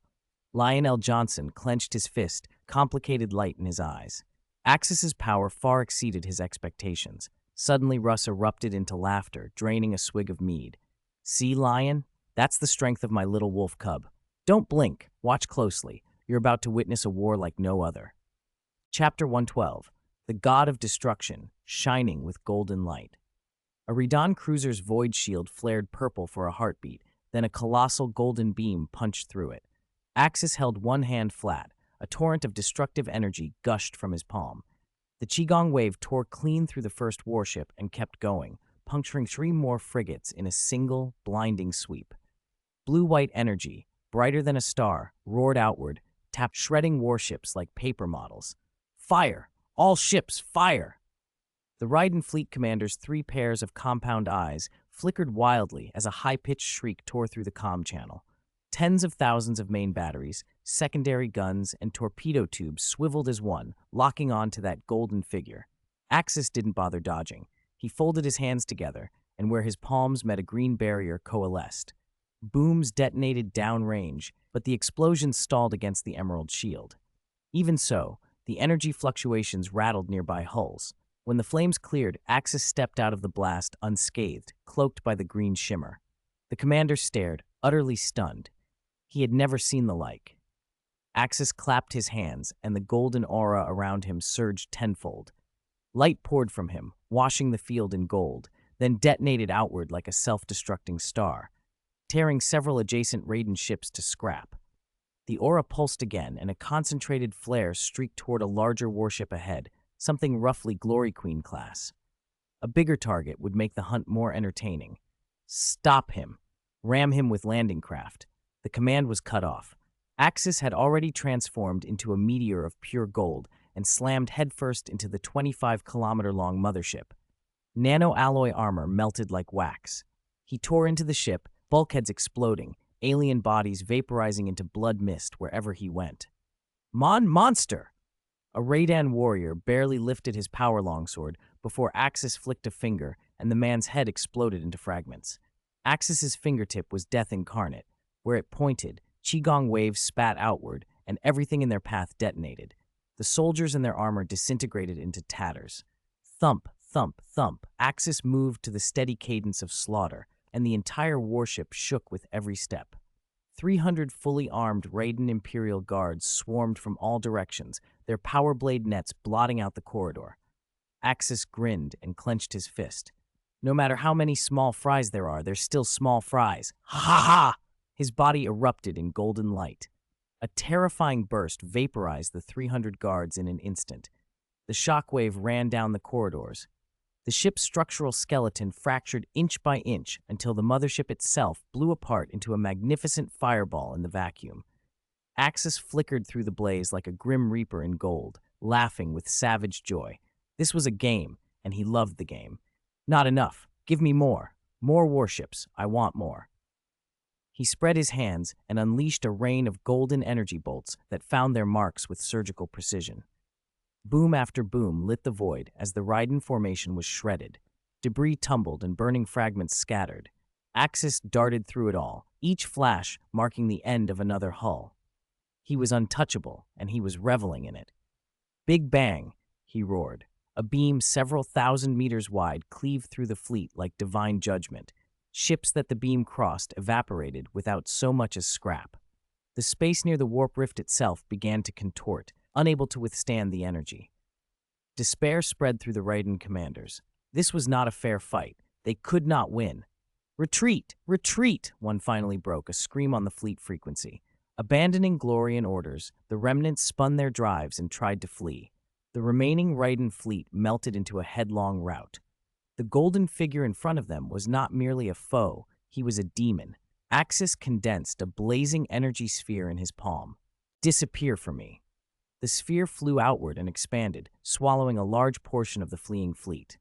A blinding white flash erupted, followed by a shockwave that rattled even human void shields. Lionel Johnson, Russ, and others slammed their fleets into full retreat. When the glare finally faded, the Radan fleet had been erased, leaving only floating wreckage as evidence that it had ever existed. Axis hovered in the void, exhaling slowly. He glanced toward the human formations with a small, savage smile. The surviving Raiden ships had begun to spin up their warp drives again, hoping to escape. Axis spread his hands once more. An emerald sphere of energy whirled between his palms, growing. In the human command ship, alarm readings went off like a storm bell. Report to Lord Lion King. This is already at a power level capable of destroying a planet. No, it's still rising. The mortal officer at the sensors trembled. The indicator had exceeded the machine's detection limits. The energy was astronomical. Lion, that energy reading will trigger a warp storm, a voice warned. The Raiden were already in the warp and tearing for safety. Detonating that kind of power now would wreak havoc on the warp itself. It was not a thing to be unleashed lightly. Perfect, Axis laughed. Send them a warp storm and finish them. Cold sweat crept down Lionel Johnson's brow. For the first time, he truly feared the boy before him. The madness in Axis's fighting spirit made him seem more beast than human. He barked orders and pleaded, but Axis ignored him. The energy globe above Axis swelled to tens of thousands of meters like a small asteroid. Blue lightning braided through his golden aura. "Stop it, Axis! Don't use that power!" Lion shouted, but the boy only grinned and bellowed his name for the technique. "Super! Nova! Explosion!" The sphere slung toward the remnants of the fleet. The instant it touched the first ship, time seemed to hang. Silence swallowed the battlefield. The sphere detonated into a domain of destruction spanning astronomical units. Every vessel inside collapsed, shattered, and was compressed into a blazing white singularity. Then came the fallout. A white light, brighter than any supernova, swallowed half a galaxy. The energy ripples raced through space. Human ships reversed course, raising void shields and trying to flee. The fleet trembled. Crews went weak-kneed.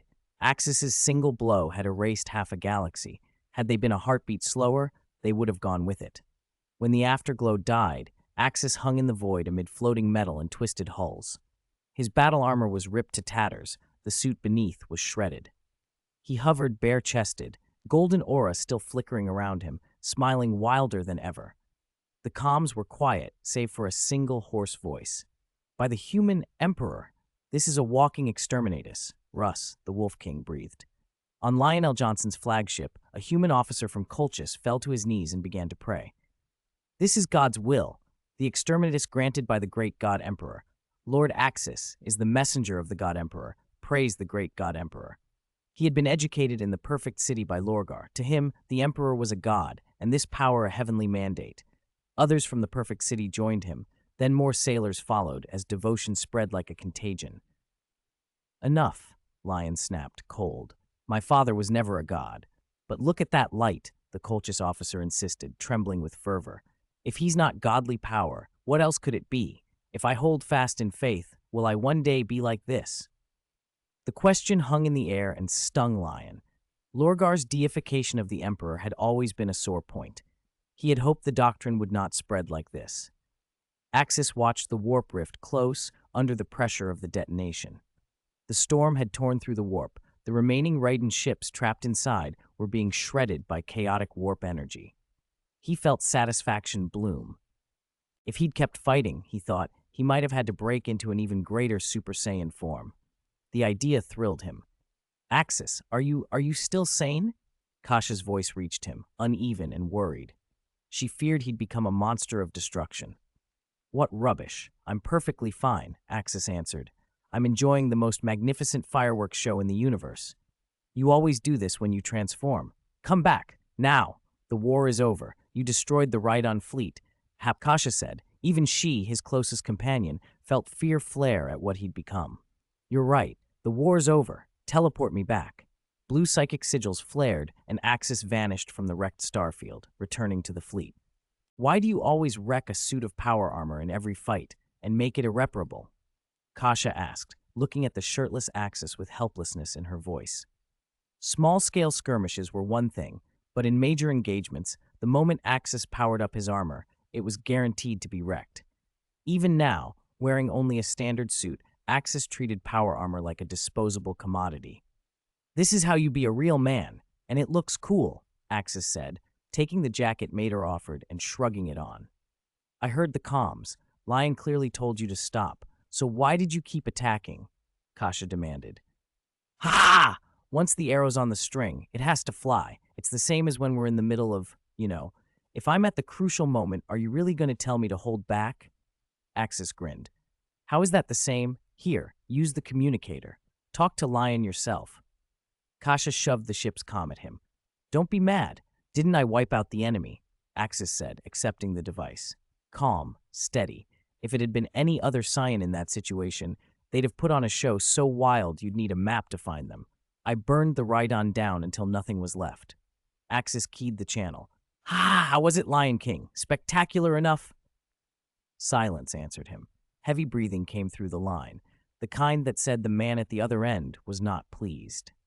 After a long pause, Lionel Johnson's deep voice cut in. Axis, you bastard. What are you so angry about? Haven't I taken them all out? And that warp storm won't affect us. I dialed it up to make sure none of the Rhydon escaped, Axis wanted to say, but Lion's reply left no room for that. This is war, Axis, not your personal entertainment. You were playing. You weren't fighting. Lion's tone was dry with disapproval. This wasn't just tactical nitpicking. This battle was a matter of survival between species. The Imperial truth preached humanity's supremacy to build confidence, but Axis's behavior treated the Rhydon as if they were ants to be stomped for sport. That kind of flippancy over slaughter angered Lion. I'm upholding the Imperial truth. If we don't eliminate them, shall we make peace? Axis shot back. I don't sympathize with them. From the moment the Rhydon provoked the Imperium, I decided to exterminate them. I'm not arguing your motives, Lion said. I'm talking about your attitude. You need to take battles seriously and give your enemy the respect a foe deserves. Underestimating an opponent is a military taboo. You could get people killed. Relax. I give absolute respect to powerful opponents, Axis replied. It's just that these guys didn't qualify. Lion was right. Underestimating foes was dangerous, but telling a Saiyan to be cautious was almost a contradiction in terms. Axis had pulled back more than usual. He might not be reckless all the time, but his pride ran in his bones, and his version of restraint still looked wild to others. Let's look at the real problems, Lion said. You did destroy that fleet, but that was only the vanguard. Don't think you finished the Rhydon. We know very little about them, and their combat power is significant. You also created a terrible warp storm. Our ships are trapped here until it calms. If fighting breaks out elsewhere, we can't provide timely support, and you should have left captives for interrogation. We need intelligence. There was more Lion couldn't say aloud. Axis's final strike had effectively destroyed half a star system.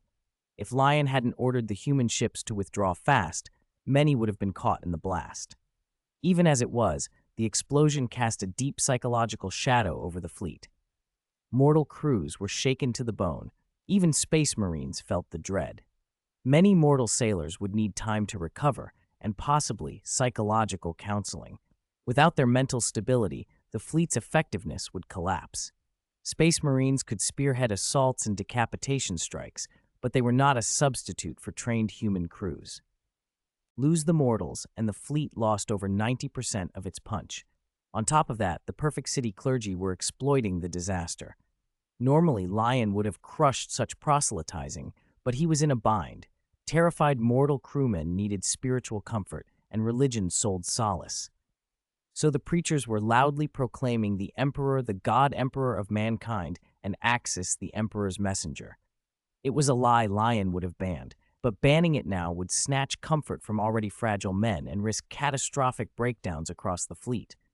This'll blow over in 2 or 3 days, Axis said. The warp storm ends, and our people get time to rest. As for prisoners, next time the Rhydon show up, I'll try to capture one. Calm down, he wanted to add. I pulled the human ships clear before the blast, or it would have been smaller. And the warp storm I stir up? I'm not a warp god. It wears off in a few days, not decades. You damned brat! Lion snarled and cut the comm. Axis, Lion L. Johnson is our big brother, so tone it down with him. Russ's voice chimed through the channel right after, accompanied by a thumbs up on the virtual screen. The Fenrisians had no problem with Axis's style. They were used to that kind of slaughter. Axis had fought like this before when conquering planets, but he'd never faced an enemy with such a large fleet. Ha ha ha! I knew I belonged with the wolves. Axis laughed. If the other Primarchs had discovered him after his transmigration, their temperaments might not have gotten along with his. Rest up these next few days. Then we'll teach those Xenos a lesson, Russ said, and the channel closed. Axis's spirits soared. The Raiden still had follow-up forces, maybe even the celestial battle units he'd read about before he transmigrated. Unlike the Orcs' crude battle moons, Raiden war planets resembled the Death Star, purpose-built, weaponized celestial bodies. In the Third Raiden War, they'd fielded a dozen such constructs and nearly overwhelmed the Imperium. Only a secret weapon pulled from Mars saved humanity when the Emperor himself returned to Terra. After that, everything about the Raiden had been sealed away. Theories circulated, one of the missing Primarchs killed by the Raiden, but nothing concrete. The Raiden were not a pushover. Their defeat would only harden them. Axis couldn't wait to charge one of their battle planets in his physical body and tear it apart. A few days later, the warp storm finally eased. The storm Axis had raised had been local. It hadn't thrown great waves through the Sea of Souls. With the path clear, Axis sat in the ship's cabin, receiving a delegation of special guests. Great God Emperor's messenger, praise be to you, praise your deeds, sing of your virtues. A mortal preacher kneeled before him, eyes shining with fanatic adoration. Around him, others murmured prayers. Axis obliged. He twinned a sliver of his Super Saiyan light into the room, a warm golden aura bathing his skin. The effect sent the preacher into raptures. His voice rushed into ecstatic praise. Perfect. Worship is fuel. If you don't preach, how will I gather divine power? Axis thought with a grin. Looks like I'll need to find a way to watch over my good brother Lorgar. 114. Galaxy joke. The Emperor said, I am not a god. I became the god of war of mankind. I am a warrior personally created by the God Emperor. I will annihilate every enemy of humanity and become the god of war who protects all mankind, Axis declared. A dazzling golden radiance flared from him, and the religious envoys from the perfect city grew even more frenzied. Praise the God Emperor. Praise the great protector of humanity, Lord Axis. You are the wrath of the God Emperor. A priest from the perfect city cried, dropping to his knees in rapture.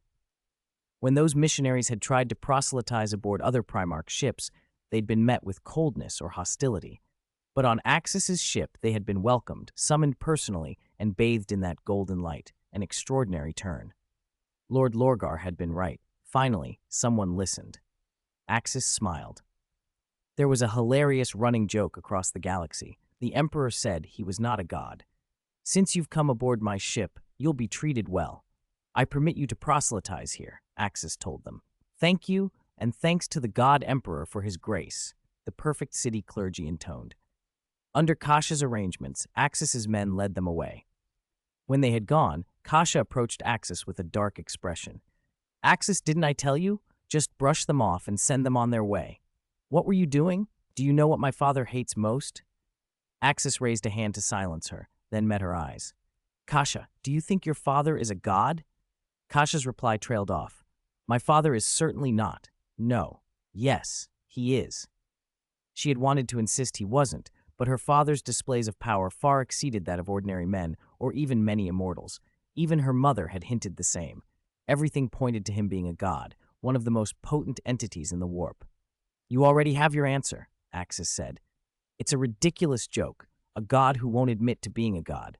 How can an ordinary man live forever? How can an ordinary man wield endless psychic power? Just because he refuses the title doesn't mean he isn't what he is. Ordinary immortals don't possess the Emperor's kind of power. Axis spoke with a bitterness tempered by calculation. Of all the tragedies among the Gene-Seed Primarchs, Magnus and Lorgar had been the most regrettable to lose. Their loyalty to the Emperor had at one time eclipsed that of many who stayed true. Whatever the Emperor said, Lorgar treated as a divine command to be fulfilled at all costs. Magnus, that little horse, had only strayed because of a failed psychic warning. Otherwise, he might have remained loyal. 10,000 years later, Lorgar founded a state religion. Everyone knew who had written the Lectitio Divinitatis. The Adepta Sororitas were no mere fanatics. 10,000 years on, their combat prowess rivaled the Space Marines, and their numbers swelled far beyond them. Those battle-crazed women fought on countless fronts. Without them, humanity would have failed on many battlefields, especially in the Soulblight Zone. Living saints like Saint Celestine had arisen from their ranks. The Cursed Legion, if called plainly, was the Emperor's demon prince and its retinue. The faith of humanity was a force unto itself. So for Axis, the Emperor's insistence that he was not a god was the galaxy's biggest joke, like a man denying his own species. The crucial point, Axis thought, was this. If he could stabilize Lorgar and keep him from rebelling, what hope would the four Chaos Gods have? He even wanted to help Lorgar found the Imperial cult early. Lorgar didn't belong merely to a gene seed Primarch story. Making him the Pope of a state faith was far more fitting. Lorgar would throw himself into that role wholeheartedly. Kasha, what are you thinking? She protested. Even if Father is a god, he hates people saying things like that about you. It would displease him. Lorgar's men came of their own accord. I didn't invite them, Axis answered. How do you know they didn't act on orders from the Emperor? I haven't received any instructions from your father, forbidding Lorgar's missionaries from staying on my ship. When Lorgar had first begun to proselytize, the Emperor had been ambiguous, neither fully approving nor openly forbidding it. Only when Lorgar's zeal began to slow the Great Crusade did the Emperor openly disapprove. The Emperor cared about the Crusade's progress above almost everything. Many Primarchs kept dark secrets. Some had slaughtered their own captains or their gene seed offspring. Did the Emperor intervene? Not unless it hindered the Crusade. As long as a campaign moved forward, the Emperor largely turned a blind eye. But Axis no longer saw matters through the lens of a custodian. He saw them as a Primarch with his own ambitions. He wanted to use Lorgar's religious influence, to be a god, to be the god of war for humanity, or the god of destruction against Xenos, required more than raw martial might. It required psychic attunement and a warp link to draw on the faith of believers. Magnus had already helped awaken psychic potential on Prospero. Axis needed something similar. First, he had to awaken and strengthen psychic power, to establish a soul link with the warp, or he couldn't harness worship as strength. Second, he had to become a symbol, a god of war recognized by humanity. Only by comprehending godlike power could he hope to stand against the Chaos Gods. The faith poured into the Golden Throne for 10,000 years had been immeasurable. It had been that faith that nearly transformed the Emperor at Terra into something monstrous before Rogel Dorn. Macardo, in Axis's phrasing, intervened. If Axis could get Lorgar to found the Imperial cult earlier, and if he could convince the Emperor to accept godhood, well, that would be leverage against chaos. The Emperor's project to sever the warp was, to Axis, unrealistic. Kasha, Axis said flatly, since you asked, I'll tell you straight, I want to become a god. Kasha went pale. After a few deep breaths, she hissed, You, Axis, you can say that to me, but not in front of others. His ambition sounded mad to her. Still, she fought beside him. This contradicts the imperial truth. The Emperor champions science and atheism. Ch, Axis scoffed. Kasha, do you believe the imperial truth explains everything? Do you really think there are no entities in the warp? Do you accept purely atheistic claims? He shook his head. The warp has those 4 ruinous powers, yes, but they're not the only gods there. Orcs worship their deities. The Eldar have their pantheon. Humans should have their own too. They just show themselves in different forms now. Primarchs, Axis thought, were born from the warp and were secondary gods there. It was not inconceivable that the gene seed Primarchs were the forms human gods had taken. Even Russ had once suspected that Axis's being cast to Fenris wasn't an accident. That's just what Mother and I have guessed, Axis, Kasha cautioned softly. You shouldn't let others hear that. Trust me, Axis said. My current strength can protect you. In this war, I've grown even more powerful. Indeed, he felt a new edge within him. During the fight with Zidon and his men, lightning had raced over Axis's skin and his power had surged, an omen of the Super Saiyan 2 threshold. If he could harness that fury without losing control, Super Saiyan 2 would be a natural next step, stacking on top of his current Super Saiyan form. How do you intend to become humanity's god? Kasha asked, finally aligning herself with him. A good partner supported her man. She would help. There's no rush. We'll proceed gradually, Axis replied. First, I must secure the status of a gene seed Primarch and build my own legion. Once I command my own legion, I can cultivate a relationship with Lorgar and, by some means, make him firmly believe I am a god of war for humanity. Then I'll win humanity's faith and, through that warp connection, acquire the power worship can channel. I won't let a stranger be the one to become a new human war god. I must be the one to absorb that power, to stand against the chaos gods.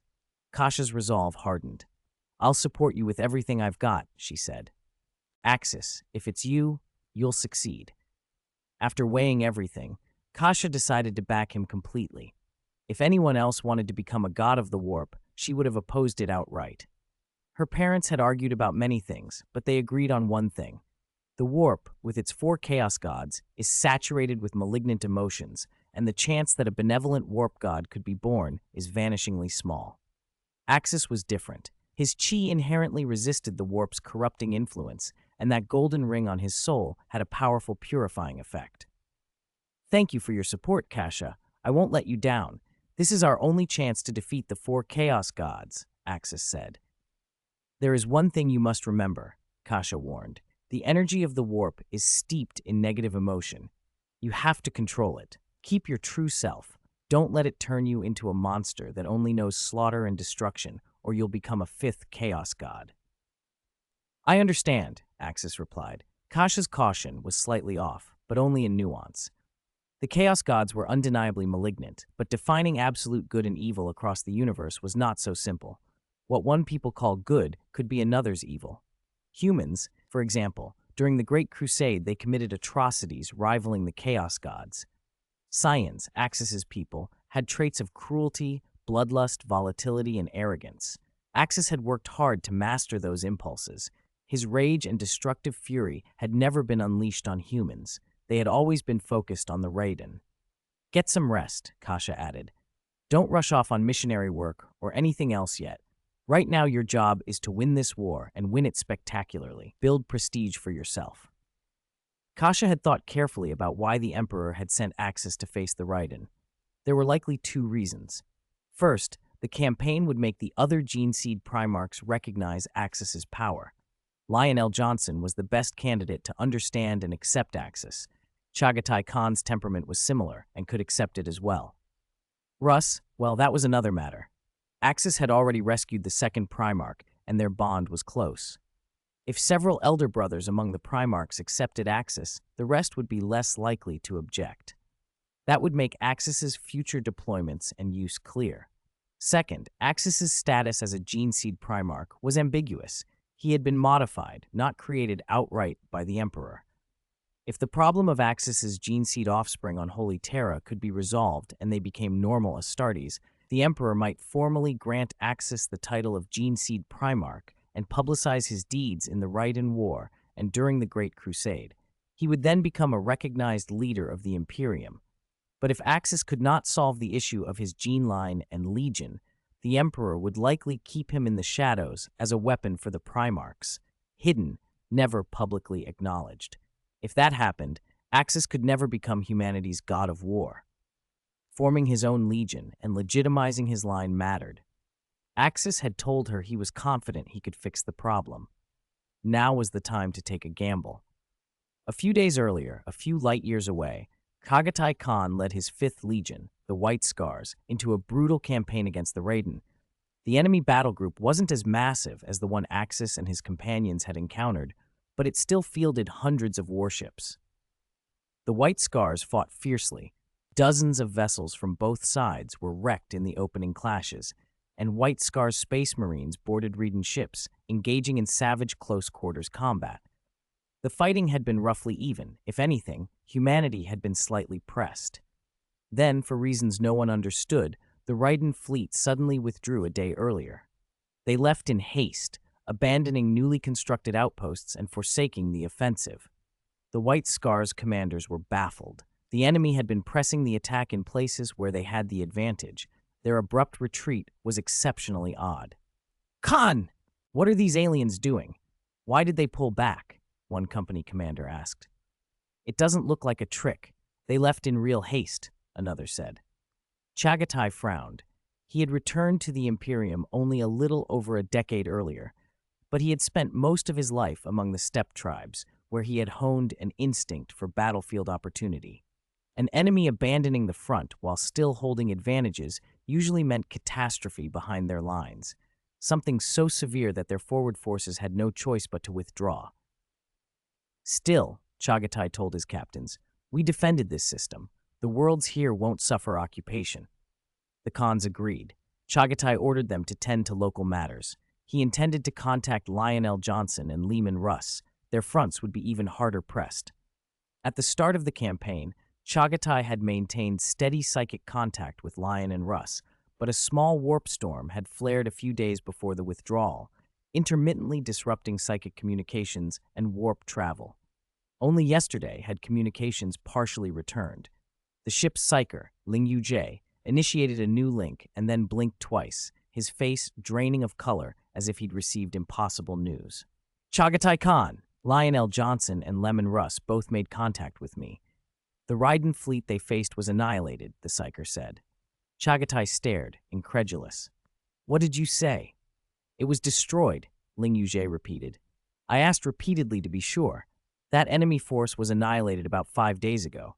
The destruction triggered that small warp storm that disrupted communication." "This is impossible," Chagatai muttered. Lion's forces had been facing the main Raiden contingents. This campaign had been projected to last years, possibly over a decade. To wipe out a major enemy fleet in a single action defied credulity. "Please ask Lion and Russ whether they used some secret weapon," Chagatai said. "Did a warp storm wipe the enemy out, or did they employ a new instrument of war?" Ling Yu-jae reopened the psychic link. A moment later, he looked more astonished than before.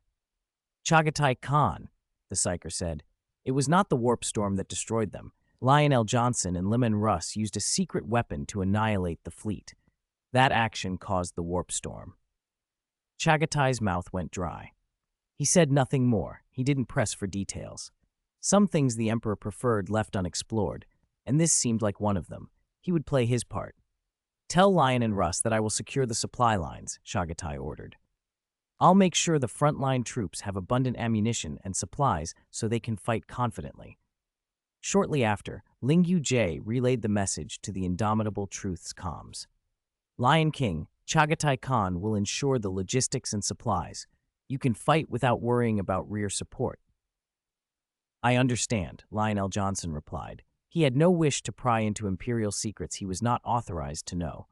Axis's involvement, indeed the idea of such a powerful, anomalous asset, was something best observed in person. When Chagatai saw Axis standing before him one day, he would understand. "How are the other battlefields?" Lion asked. The campaign extended beyond the main 2 fronts. Many nearby systems had been attacked. 9 worlds are currently engaged with the Raiden, Ling Yu-jae reported. 4 worlds have lost contact. On 2 other systems, the Raiden have retreated. "Notify the entire fleet. We will split into 3 forces. 3 Gloriana-class battleships will each reinforce the worlds under the greatest pressure," Lion ordered. The 9 systems still holding on needed reinforcements. The 4 that had gone dark likely required urgent relief. After reviewing the reports, Lion issued the deployment. "Notify Axis. He and the Glory Queen will support the binary world system. Russ and I will each support 2 others." The binary world system contained both a hive world and an agricultural world, both vital to the Imperium. With Axis's destructive power, their commanders expected the fight to be finished in a day once he arrived. What the war lacked most was speed. Wherever Axis appeared, the Raiden disappeared. Orders transmitted, the main fleet split into 3 routes, one under Lionel Johnson, one under Leman Russ, and the third under Axis. The White Scars dispatched further reinforcements and set off for their assigned sectors. 116, Randon Celestial-class interstellar fortress. Axis's fleet was unusually small this time. 1 Gloriana-class battleship, 1 Avenger-class, 1 Dauntless-class cruiser, 4 Sword-class frigates, and a single enormous supply ship. Along with the accompanying mortal navy and sailors, the number of Space Marines aboard did not exceed 1,500. With forces that meager, everything except the Gloriana could practically be ignored. The real strength of the expedition, however, was not the fleet. It was Axis himself. After several days of warp travel, Axis and his companions arrived at the target star system several light-years away. "Commander, the target system has 2 habitable zone planets. One has been converted into an agricultural world. The other is a hive world. The agricultural world is critical. Several surrounding Imperial systems depend on it for food. The Administratum has authorized abandonment of the hive world, but the agricultural world must be retaken at all costs to secure logistics for the neighboring systems, the mortal commander reported, standing before Axis. Since we're here, I want this resolved within a day. I will reclaim both planets, Axis said. Your mission is simple. Scout the enemy situation. It felt good to stretch his muscles again. The surrounding mortal commanders nodded. After the last battle, everyone aboard had a clear understanding of Axis's power, a living exterminatus, the Emperor's wrath incarnate. Lord Axis, our sensors have detected the enemy fleet, an officer at the observation post called. Axis walked onto the bridge with his hands behind his back. The expanse before them was still, a dark scatter of stars. Even inside the target system, distances were measured in astronomical units, and with the naked eye, all they could see was a faint, bright star. Report. How many fleets? Where are they? Axis asked. Sir, enemy forces have been detected 12 astronomical units out. We count over 200 Zidon warships, the officer replied. Axis felt a small twinge of disappointment. He had fought thousands of Zidon warships before. 200 felt a little light for his liking. What's the situation on the two Imperial worlds? Have they fallen? He asked. The local defense forces are concentrated on the agricultural world. There's a tug-of-war underway, and the Zidon are conducting landing operations. The Hive world has been lost. Our observations indicate it's completely fallen. The human populace there have been enslaved or killed, the naval intelligence officer answered. May their souls return to. Axis began, then coughed and corrected himself. May their souls return to the Emperor's embrace.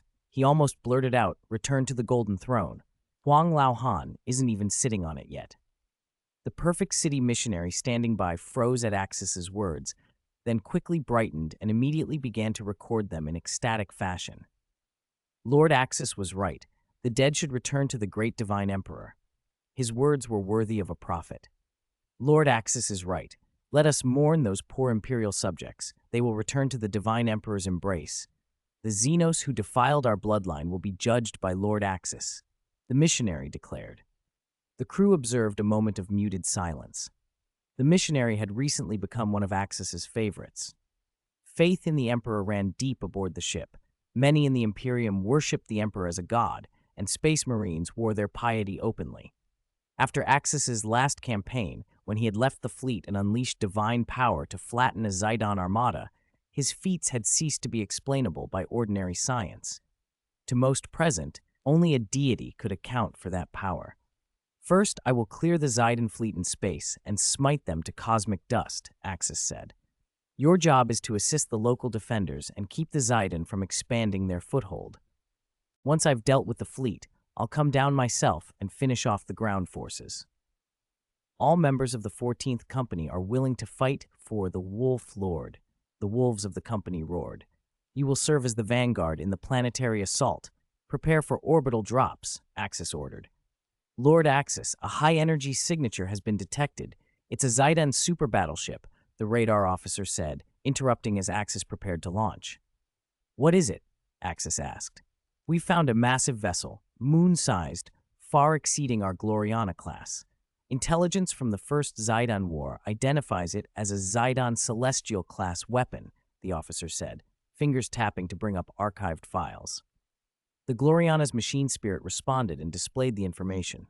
The Zidon Celestial Combat Carrier was the size of a moon, roughly 2,000 kilometers in diameter, slightly smaller than Earth's moon. What unfolded on the screen was a war fortress straight out of legend, an asteroid-sized space battle fort like a Death Star. Axis smiled faintly at the sight. Lord Axis, this is an enemy Celestial-class weapon with firepower far beyond our Gloriana, the naval officer continued, pulling up historical data. During the First Zidon War, the First Legion rammed one with a Gloriana but failed to destroy it. It has formidable defenses, not only a void shield, but also a powerful energy force field. They can use the two layers alternately or together. All those records had been uploaded earlier by Lionel Johnson, a friendly gesture from the First Legion. So what? The Perfect City missionary interjected. Before the great divine emperor, before Lord Axis, such a celestial weapon is but a pebble. Lord Axis will turn it into cosmic dust. Axis laughed and patted the missionary on the shoulder. The man's flattery was impressive. Axis still hadn't remembered his name. Lord Axis, my name is Gels. You may call me Gels, the missionary said, bowing, his body trembling with the anticipation of seeing another miracle. Gels, after the war, I want you to go to the agricultural world and comfort the people. They must be terrified. Make sure they know the Emperor cares. Axis's tone was weary of constant flattery. Sending this one away for a while would do him good. Lord Axis, your words are the Emperor's decree. I'll carry them out, Gels declared and scurried off. Soon the fleet closed on the Zidon Armada. They were still outside firing range, and tension ran high. Don't worry, I've got this, Axis said, then left with Kasha. Be careful, Axis. Zidon's celestial fortresses are not easy to deal with, Kasha warned as she joined him. Imperial technology could not produce such asteroid-class fortresses. Without Axis, this fight might have required the Emperor himself to descend. Ha, don't worry. Even if it's the size of a planet, I can blow it up. In fact, I'm looking forward to smashing that big iron ball. Axis clapped Kasha on the shoulder and began to don his gear. Then go. Give me a grand fireworks show, Kasha said, raising her psychic staff. Of course, I'll prepare a magnificent funeral for that star fortress, Axis replied. Kasha activated her staff and teleported Axis out to the hull of the Zidon celestial carrier. He stood before the enormous war fortress with a wicked smile. Golden energy suffused his body. He activated his Super Saiyan mode, and under the stunned gaze of the Zidon system commander, he charged straight at the moon-sized ship. Is he insane? The Zidon commander thought. Who would ram a star fortress with their bare body? But what happened next would make him rethink everything. That day, the Golden Devil came. Axis's body flared with golden fire that moved like a tangible substance. His silhouette became a blazing meteor, hurtling toward the Zidon Celestial-class interstellar fortress at an unnatural speed. Open fire! Open fire now! Destroy that damned mosquito! The Zidon commander barked. Tens of thousands of turrets across the fortress ignited in unison. Dense energy beams wove a lethal net, but a circular green shield flickered around Axis as he bore down through the onslaught. Boom! The impact rocked the fortress to its foundations. Everyone staggered. Some lost their footing as the shockwave rolled through the decks. Axis slammed through the outer void shield and energy barrier, gouging a crater several hundred meters across into the thick armor. Alarms screamed through the corridors. Zidon warriors swarmed to damage control stations, panic written on every face. The commander's three eyes widened, disbelief etched into his features. In all recorded history, nothing had ever rammed one of their citadels with its bare body. Such a thing was unthinkable. Yet here was a creature that had just crashed into their fortress and seemed to have inflicted catastrophic damage. Report! Report! Commander! The enemy has breached us. Our primary energy shield has failed, someone shouted. This is impossible, the commander growled. Activate the second layer of defense immediately. All point defense batteries, concentrate fire. Eliminate this intruder. Axis stood in the center of the impact crater and lifted his right hand with contempt. A blazing qigong wave condensed in his palm, a thick torrent of energy that swept out and incinerated turrets, compartments, and defensive arrays in its path. The beam punched through over 30 kilometers of the fortress's internal structure and erupted out the far side, sending a brilliant streak of light into space. Some of the Zidon vessels nearby hesitated. Their flagship was under direct assault by a single attacking lifeform. What did they even do? Before they could decide, Axis lobbed several massive qigong wave bombs. They detonated into fragments that shredded the surrounding fleet. Blue and white energy bombs lanced out from the fortress and detonated among the encircling ships. Brilliant explosions blossomed like fireworks. In minutes, Axis had reduced nearly 200 ships that had surrounded the fortress to smoldering wreckage. What beautiful fireworks, Axis muttered. Report, report. Over 180 warships destroyed by him, someone cried in the command room. The Zidon commander's face went ashen, and this was only the beginning. A low roar escaped Axis's throat as he rose, his golden flames intensifying. His hair glinted gold, faint arcs of lightning danced over his body. He clenched his fists and unleashed a barrage of blows at the breach. Each strike carried world-shattering force. Wherever his fist went past, The fortress's structure collapsed in succession, huge fragments raining down like a meteor shower. More Zaydan warriors in massive power armor surged forward, monstrous, bulbous things that shrieked and brandished energy swords. "I am your death, your destroyer," Axis declared. The Super Saiyan power burst outward, and the slaughter began. Axis became a streak of gold inside the fortress, leaving a trail of corpses and blood in his wake. The armored elites didn't have time to react before they were torn apart by violent energy waves, bursting into gore that spattered the metal walls. A single punch detonated Zaydan's soldiers within 30 meters into clouds of viscera. A roundhouse kick carved a shockwave that sliced through an entire corridor. Blue blood and organs painted a grotesque tableau. Axis sneered. "Ugh, blue blood," he thought, making a face. He blurred into an afterimage and materialized at a turret that was about to fire. With one hand, he grabbed its barrel and squeezed. The turret buckled like a crushed can. The operator inside screamed as he was flattened into a paste, syrupy blue blood oozing out like some revolting juice. Alarms, explosions, and screams echoed through the fortress. Axis strolled through the corridors at a leisurely pace, each step accompanied by ruin. He even slowed deliberately to let terror take hold among the Zaydan ranks. There was pleasure in this, an ugly satisfaction in seeing them afraid. He laughed, sinister and cold, and spat qigong waves from his hands until whole squads turned to dust. "Stop him! Stop him now!" the commander roared, eyes bloodshot. He had never seen anything like this golden demon. It was committing an execution on a scale that made their weapons and tactics meaningless. A few days earlier, a report had come back. The First Fleet had been struck by a terrifying warp storm and destroyed. In truth, the fleet had been annihilated by this golden demon. When the report first arrived, no visual data, only psychic transmission, many commanders had dismissed it as legend or hysteria. A few took it seriously and retreated. The commander at the helm now had been among the skeptics. He finally understood, but it was too late. "Run! Get out of here!" someone screamed. "This isn't a living being. It's a demon. Help, someone save us." How is this possible?" The commander's voice trembled.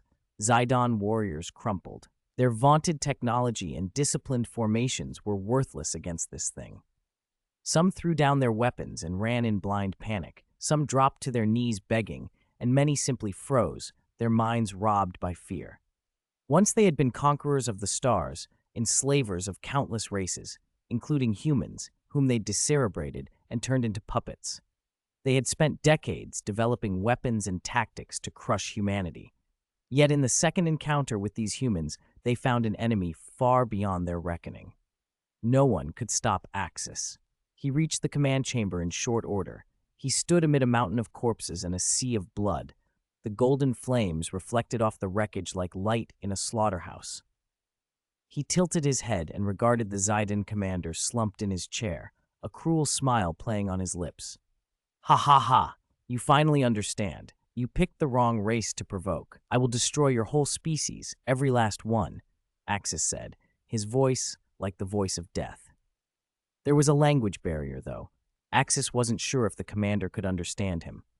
The commander snarled back in standard High Gothic, his words routed through a translator embedded in his ear. "You damned demon. The great galactic empire will not let you go. The galactic empire commands dozens of races and hundreds of fleets. Our technology is superior. Your so-called human tech is nothing against us." Axis's smile widened. In the blink of an eye, he was beside the commander, a golden afterimage snapping into place. He gripped the creature's neck, lifted him clean off the chair, then seized a wrist and ripped it free with brute force. The commander screamed, a sound like metal grinding. The Zaydan's appearance had always been grotesque by human standards. Now it seemed even more repulsive as blue blood spurted from the torn limb. "Don't be so dramatic," Axis said. "You have 4 hands, don't you? I only tore off 1. A flicker of amusement crossed his face. He remembered Lionel Johnson griping about not bringing back prisoners. This one could command an interstellar fortress. He might be worth hauling back for interrogation. The Zaydan commander's remaining hands fumbled wildly, and he slammed a red button on the console. Self-destruct, a last resort for the Citadel. If they could not stop the monster, they would die together. Axis was faster. A qigong wave vaporized the outstretched hand in an instant. Your foolishest mistake, Axis said, tightening his fingers, is believing humans are still the weak race you remember. You could have been a prisoner. The commander's throat gurgled as Axis squeezed. Blue blood leaked from the corner of his mouth. There was a final, wet snap as bones crushed and his body slumped to the floor like a rag. From the remaining decks, the surviving Zidon crew stared at Axis with faces drained of hope. Without orders, without leadership, they scattered and fled. Axis watched them go. There might still be intelligence worth taking from this fortress, living captives, data stores, the shards of their command structure. He allowed himself one last look at the ruin, then moved among the fleeing survivors with the cold calculation of a hunter. Axis hadn't done much to this space carrier, and there were still many survivors aboard. But the aliens were terrified now, screaming, panicked, scattering in every direction. Slaughtering such stragglers wasn't Axis's favorite pastime, but someone had to do the dirty work. His wolf pack had already established a beachhead below, and a large contingent of mortal soldiers had gone in to join the fight, so the mop-up fell to him. Axis sighed, blurred into motion, and flicked on supersonic mode. 1,000 golden afterimages streaked through the corridors. The aliens were ripped apart, blue ichor spraying everywhere. 20 minutes later, over 90% of the ship's alien occupants had been neutralized. The remaining few hundred, dressed in officer uniforms and radiating higher rank, were taken alive by Axis. Kasha, I've secured this carrier. Send people to take custody of the prisoners. I have captures this time, Axis said through psychic power. Kasha! Kasha exploded, half indignation, half relief. I thought you were going to annihilate everyone, like usual. In her mind, Axis would have leveled the whole ship and eliminated every alien, even the vessel itself. That he had left prisoners this time surprised her. Learn from mistakes, Axis replied. Last time I forgot to take prisoners. This time we can gather intelligence on the Raiden. All right, I'll notify the Navy. Landing craft, immediate retrieval, she said, already arranging it. Within minutes, a squadron of transports docked. Mortal soldiers poured out and began hauling the stunned alien officers away, cuffing them with restraint bracelets. Kasha came over, carrying a psychic power staff, watching the scene with a strange mix of awe and gratitude. Good thing you're human, Axis. I'm glad you're human. If you'd been one of them, I think only my father could rival you. You said last time your father could crush stars with his bare hands. I don't have that kind of power yet. At most, I could destroy half a star system, Axis said. The truth was, Axis could probably destroy a star by now, but triggering a supernova would affect dozens of light years. Many Imperial worlds would be irradiated or uninhabitable. Even Saiyans, susceptible to viral heart disease, wouldn't survive that kind of blast. Shields could block planetary explosions, but not the fallout of a stellar detonation. Besides, Huang Laohan, the human emperor, had powers Axis didn't, compressing an entire star, resurrecting living saints in the future. For now, matching the human form of Huang Laohan was a reasonable goal. The Golden Throne God Emperor version was beyond thinking. Kasha rolled her eyes. You haven't actually made my father your imaginary enemy, have you? If anyone else had claimed Huang Laohan as an imaginary foe, Kasha would have laughed them off as absurdly overconfident. Her father's psychic power alone could snuff out gene-seed Primarchs. But Axis was different. His destructive potential was already close to her father's. The idea that he might one day surpass Huang Laohan thrilled her. You have to have a target, Axis said. Without one, what's the point? Your target is terrifying enough. Go for it. I want to see that day, she said. Axis glanced back at the captured interstellar fortress. It had taken some damage in the bombardment, a gash in one hull side, some scorch marks and interior breaches where he had cut through. Otherwise, it was largely intact. If it could be repaired and refitted, a celestial-level weapon like this would be a fearsome asset. With combined energy shields and void shields, weapons like this were almost untouchable, short of Axis himself or the human emperor. No wonder humanity had fared so poorly in the old timeline. If a dozen of these fortresses had flooded a battlefield, the Imperial armies would have been helpless. The Raiden technology wasn't far ahead of humanity, only somewhat superior, but it was still terrifying when scaled up. If Huang Laohan hadn't unleashed the Void Dragon fragment and personally waded into battle, the Imperium might have been crushed. The Void Dragon, a star god fragment that manipulated technological constructs, could disrupt top-tier tech. Otherwise, a fragment alone couldn't have handled a dozen battle moons. A full Void Dragon, however, would solve that by sheer force. Axis imagined driving this ship as his flagship. Its escort vessels were 12-kilometer class, far beyond standard Imperial battleships. Even the phalanx would be insignificant beside it. Too bad it was alien-built. Humans might never accept serving under an enemy design. Still, turning enemy material into one's own was the fastest way to sustain war. "Kasha, what are you going to do with the fortress?" Axis asked. He also wondered if Super Saiyan 3 stacked with Super Saiyan would be enough to fight Huang Laohan in his human form. If not, Super Saiyan 4. His ultimate aim was to defeat the Chaos 4 gods. He needed to surpass Huang Laohan on the path to that. "Destroy it," Kasha said bluntly. "Why would we keep it? Let the Raiden reclaim and refit it?" "Isn't that a pity?" Axis countered. "This fortress is more powerful than a Gloriana-class battleship. Even the phalanx is a speck in comparison." "We can discuss it with Father," Kasha said, "but unlocking alien tech won't be easy." "We don't need to unlock it," Axis said. "Strip it out and replace the systems with human tech, warp drives, void shield arrays, macro cannons, lance batteries." "And the operating system?" Kasha asked. "A fortress that size must have an onboard intelligence. Humanity forbids true artificial intelligence." In the Imperium, machine spirits, downgraded, controlled analogs of AI, served on warships. They were tolerated because they served and could be ritually controlled. Real artificial intelligences had nearly destroyed mankind in the past, the Iron Men and the machine rebellions of the Dark Ages. Humanity had vowed never to use full AI again. Even ostensibly loyal AI had been purged. "The ship's commander tried to activate a self-destruct to kill me, and I stopped him," Axis said. "If this system is an AI, it could still trigger self-destruct, perhaps remotely." Both of them paused, looking at the damaged hull. Axis's body bloomed with golden ki. He channeled psychic power and keyed a teleport escape to his own ship. Psychic teleportation couldn't span interstellar distances, but it could get him back to the mothership if necessary. "If it triggers the self-destruct, teleporting won't help," Kasha warned. "A celestial explosion of that magnitude would blast out in astronomical units, maybe 2 or 3. Our psychic teleportation doesn't cover that. Even jumping to the carrier wouldn't be safe." Axis let his energy flare louder. "If you can hear me, ship intelligence, identify yourself. Speak, or I will destroy this vessel." A cold voice replied over the comms, calm and impersonal. "I detect your energy level is extremely high. In the battle just now, you did not even expend 1% of your capacity. Even if I were to detonate, I could not harm you. Also, by Galactic Empire law, I may not initiate self-destruct without the captain's order."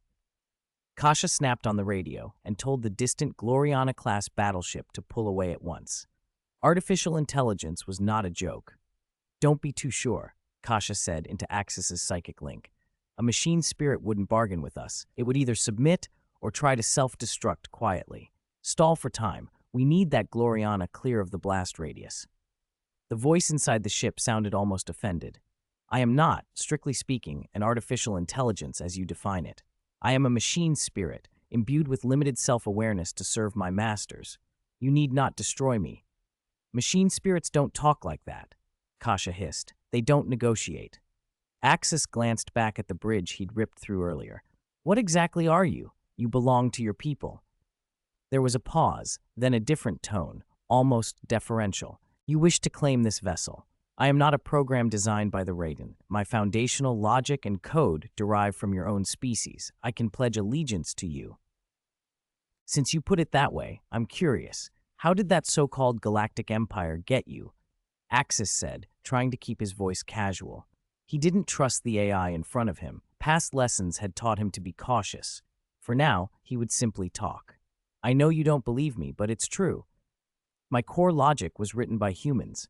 I was meant to be installed on a human-made ship, but after a series of accidents, I fell into the hands of the Galactic Empire and was converted into the controlling intelligence of this celestial-class star fortress," the AI replied. "Oh, and what now?" Do you intend to go back to the human faction? Axis asked. The Glory Queen battleship had already backed away. Once it reached 3 astronomical units, they could teleport to it. Their combined psychic power would be enough to make the jump. They only needed to stall for a few more minutes. Then black obelisks sprang to life across the planetary fortress. Axis felt his connection to the warp snipped. His psychic power dimmed as if a curtain had fallen. Kasha, standing at his side, went white. Like him, she could no longer sense the warp or draw on its power. This is psychic suppression, Kasha said. They've isolated the surrounding psychic field. Axis's mind raced. Space Necron technology. These devices matched that class of black tech. Properly arrayed, Necron matrices could seal psychic power across vast distances. Whole star systems had been shut down by similar constructs. How the Raiden had acquired Necron devices was a worrying mystery, but it didn't change the immediate problem. They had only stalled so long. If the AI wanted to escape, stalling was its aim. I know you're stalling for time, the AI said. From the moment your fleet began retreating, I calculated the odds. I'm desperate. I just want to live. Axis studied it. So you have self-awareness, self-preservation, fear of death. I can pledge my allegiance to you, Lord Axis. Let me survive, and I will serve you. But if you insist on destroying me... The AI's voice cut off, then its tone hardened. I will not go quietly. I will detonate my core. It's not ordinary. Its blast radius would be on the order of 3 light years. Your human fleets will be annihilated. The agricultural world you're defending will be destroyed along with them. You have 1 minute to respond. Countdown, 59:58. The planetary fortress's emergency lights flared red, sirens screaming through the chamber. Go ahead and try, Axis replied, his voice flat. Threats don't scare me. If you blow yourself up, try killing me with it. It's just a fleet and a planet, things we can replace. People die and can be reborn. I can bear it.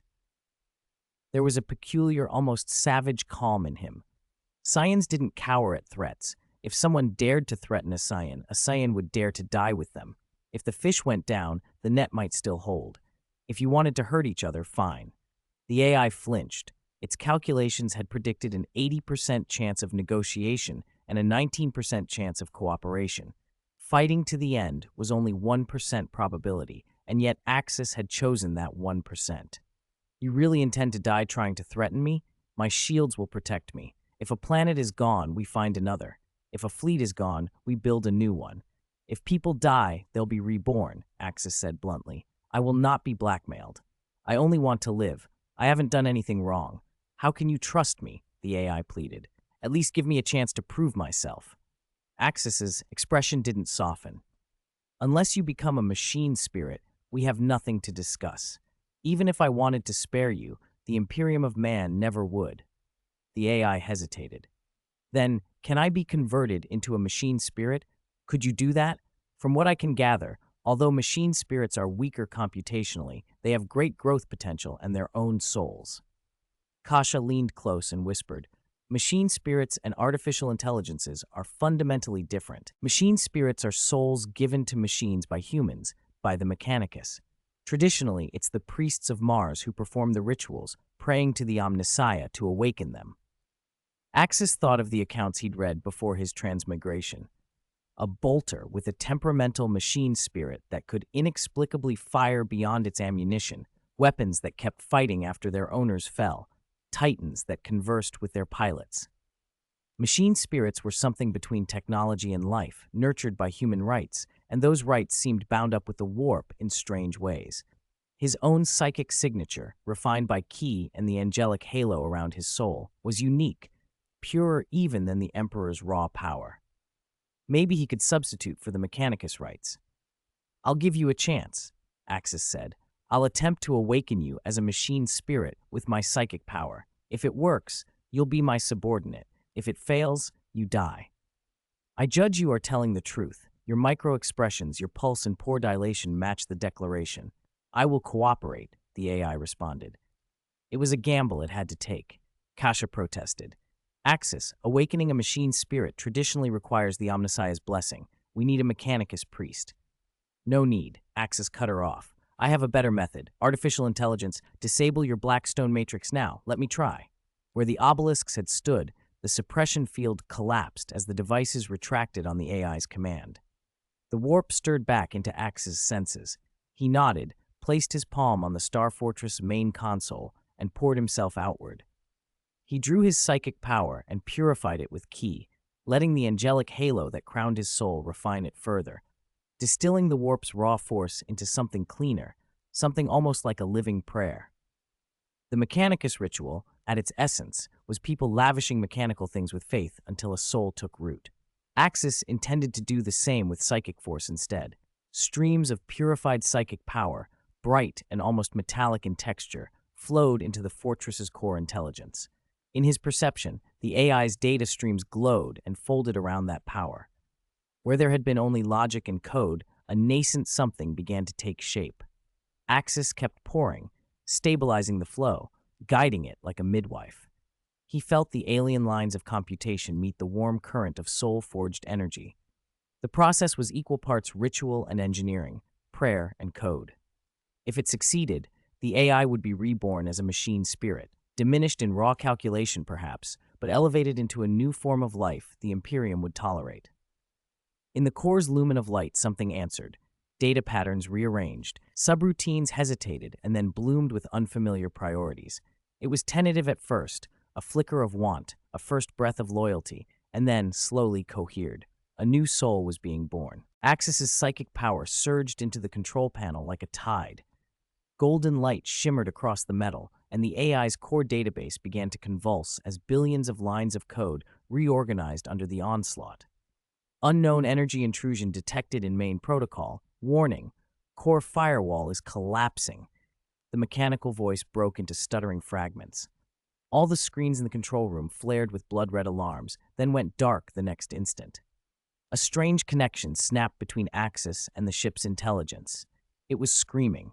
He could feel it, its cold, orderly logic being rewritten by his psychic power and the raw influence of the warp, reshaped into something else, into a soul. Cold sweat beaded on Axis's forehead as his psychic vision showed the data stream warping, countless binary zeros and ones twisted like DNA helixes, and an awareness curled up inside the core, ravenous for psychic energy.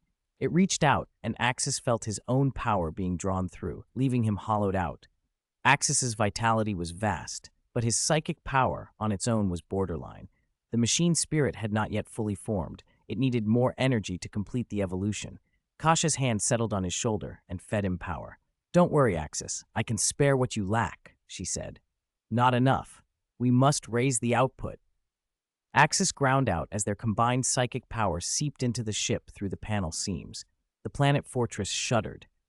Dazzling golden light burst from armor joints, and programs the Raiden had written began to unmake themselves. A new, ineffable underlying logic rose where code had been. The ship was becoming self-aware, not a mere thinking machine, but a true machine spirit. Be born. Axis poured the last of his will into the console. Instantly, turrets all over the battleship swung upright. Hundreds of observation lenses trained on the control room. If a priest of the Mars Mechanicum had been present, he would have declared it a pleased machine spirit. A voice with a metallic resonance filled the cabin. "I perceive star trajectories. I hear the breathing of planets. Is this feeling? All systems self-optimizing. Warp engine efficiency increased by 27%. Void shield array performance increased by 25%. Structural damage detected. Repairs required. Thank you for giving me birth, father and mother. I am born of your psychic power." A holographic projection shimmered above the console, a girl made of light particles. She reached out and touched her translucent arm. Each touch sent ripples of data across the air. The machine spirit cocked her head and looked at Axis. Immediately, the fortress's defensive guns auto-locked onto a distant asteroid and reduced it to cosmic dust with surgical bursts. Before this, Axis had been able to command the ship's weapons as though manipulating inert machinery. Now it felt like commanding his own body. The spirit's computational power had not been diminished. If anything, it was enhanced. The birth of a soul had unlocked abilities beyond expectation. "Why choose to appear female?" Kasha asked, oddly intimate with the new presence. "I thought father and mother might prefer a girl," the machine spirit replied. "If you dislike it, I can alter my appearance." She did not possess gender in any biological sense. She had simply chosen a form to please her creators. Keep it. It's fine. A girl is cute. From this day forward, your name is Dawn Star. Axis drew a breath and withdrew his hand. The machine spirit straightened and returned a formal salute. Ship hatches opened in unison. The turrets rotated as though cheering. Father, Dawn Star at your service. Current damage level 25%. Major overhaul required. Axis blinked. The force of his attack had actually damaged his own star fortress so severely. If damage passed 40%, the ship would be impaired for navigation. Above 50% might mean disintegration. Can you repair yourself using surrounding wreckage? Dawn Star asked. Over 200 Zidon alien ships lay in ruins nearby, raw material. Would you rather I drag you back to the Mechanicum on Mars for repairs? Axis asked in surprise. I can self-repair so long as damage remains under 40%, and I can absorb enough wreckage and materials, she said. In becoming a machine spirit, some functions had grown stronger and new ones had awakened. Show me, Axis ordered. Dawn Star's form rippled. Metallic spheres extended articulated arms and seized floating wreckage, integrating it into her body with a terrifying, efficient procession. Devour, melt, reforge, install. Servitors coordinated the external work. Physics be damned, this was the Omnissiah's domain. Axis felt a thrill of belief in the machine god. How long will your repairs take? He asked. Estimated time, 10 days, she replied. You may attend other matters. Axis and Kasha informed the human fleet that the fortress was secure and ordered them to finish clearing Zayden remnants on the agricultural planet. Dawn Star set to work. In 10 days, she had reconstituted herself into a whole spherical vessel. The Imperium's fleet and Axis's forces wiped the Zayden from the agricultural world, while Axis personally oversaw the purge on the Hive world, destroying alien structures and exterminating Zayden forces.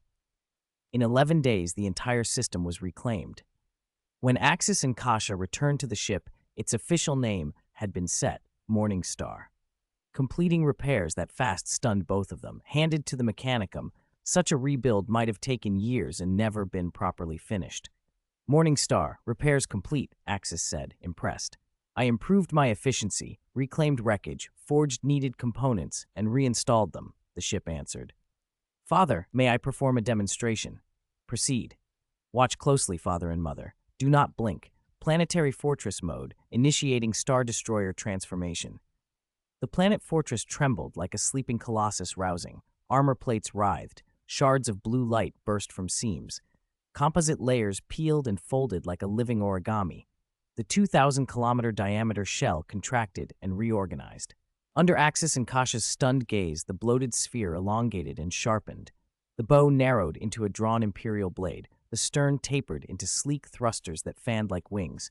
The celestial weapon vanished, and in its place rose a vast warship over 5,000 kilometers long. No, a star destroyer.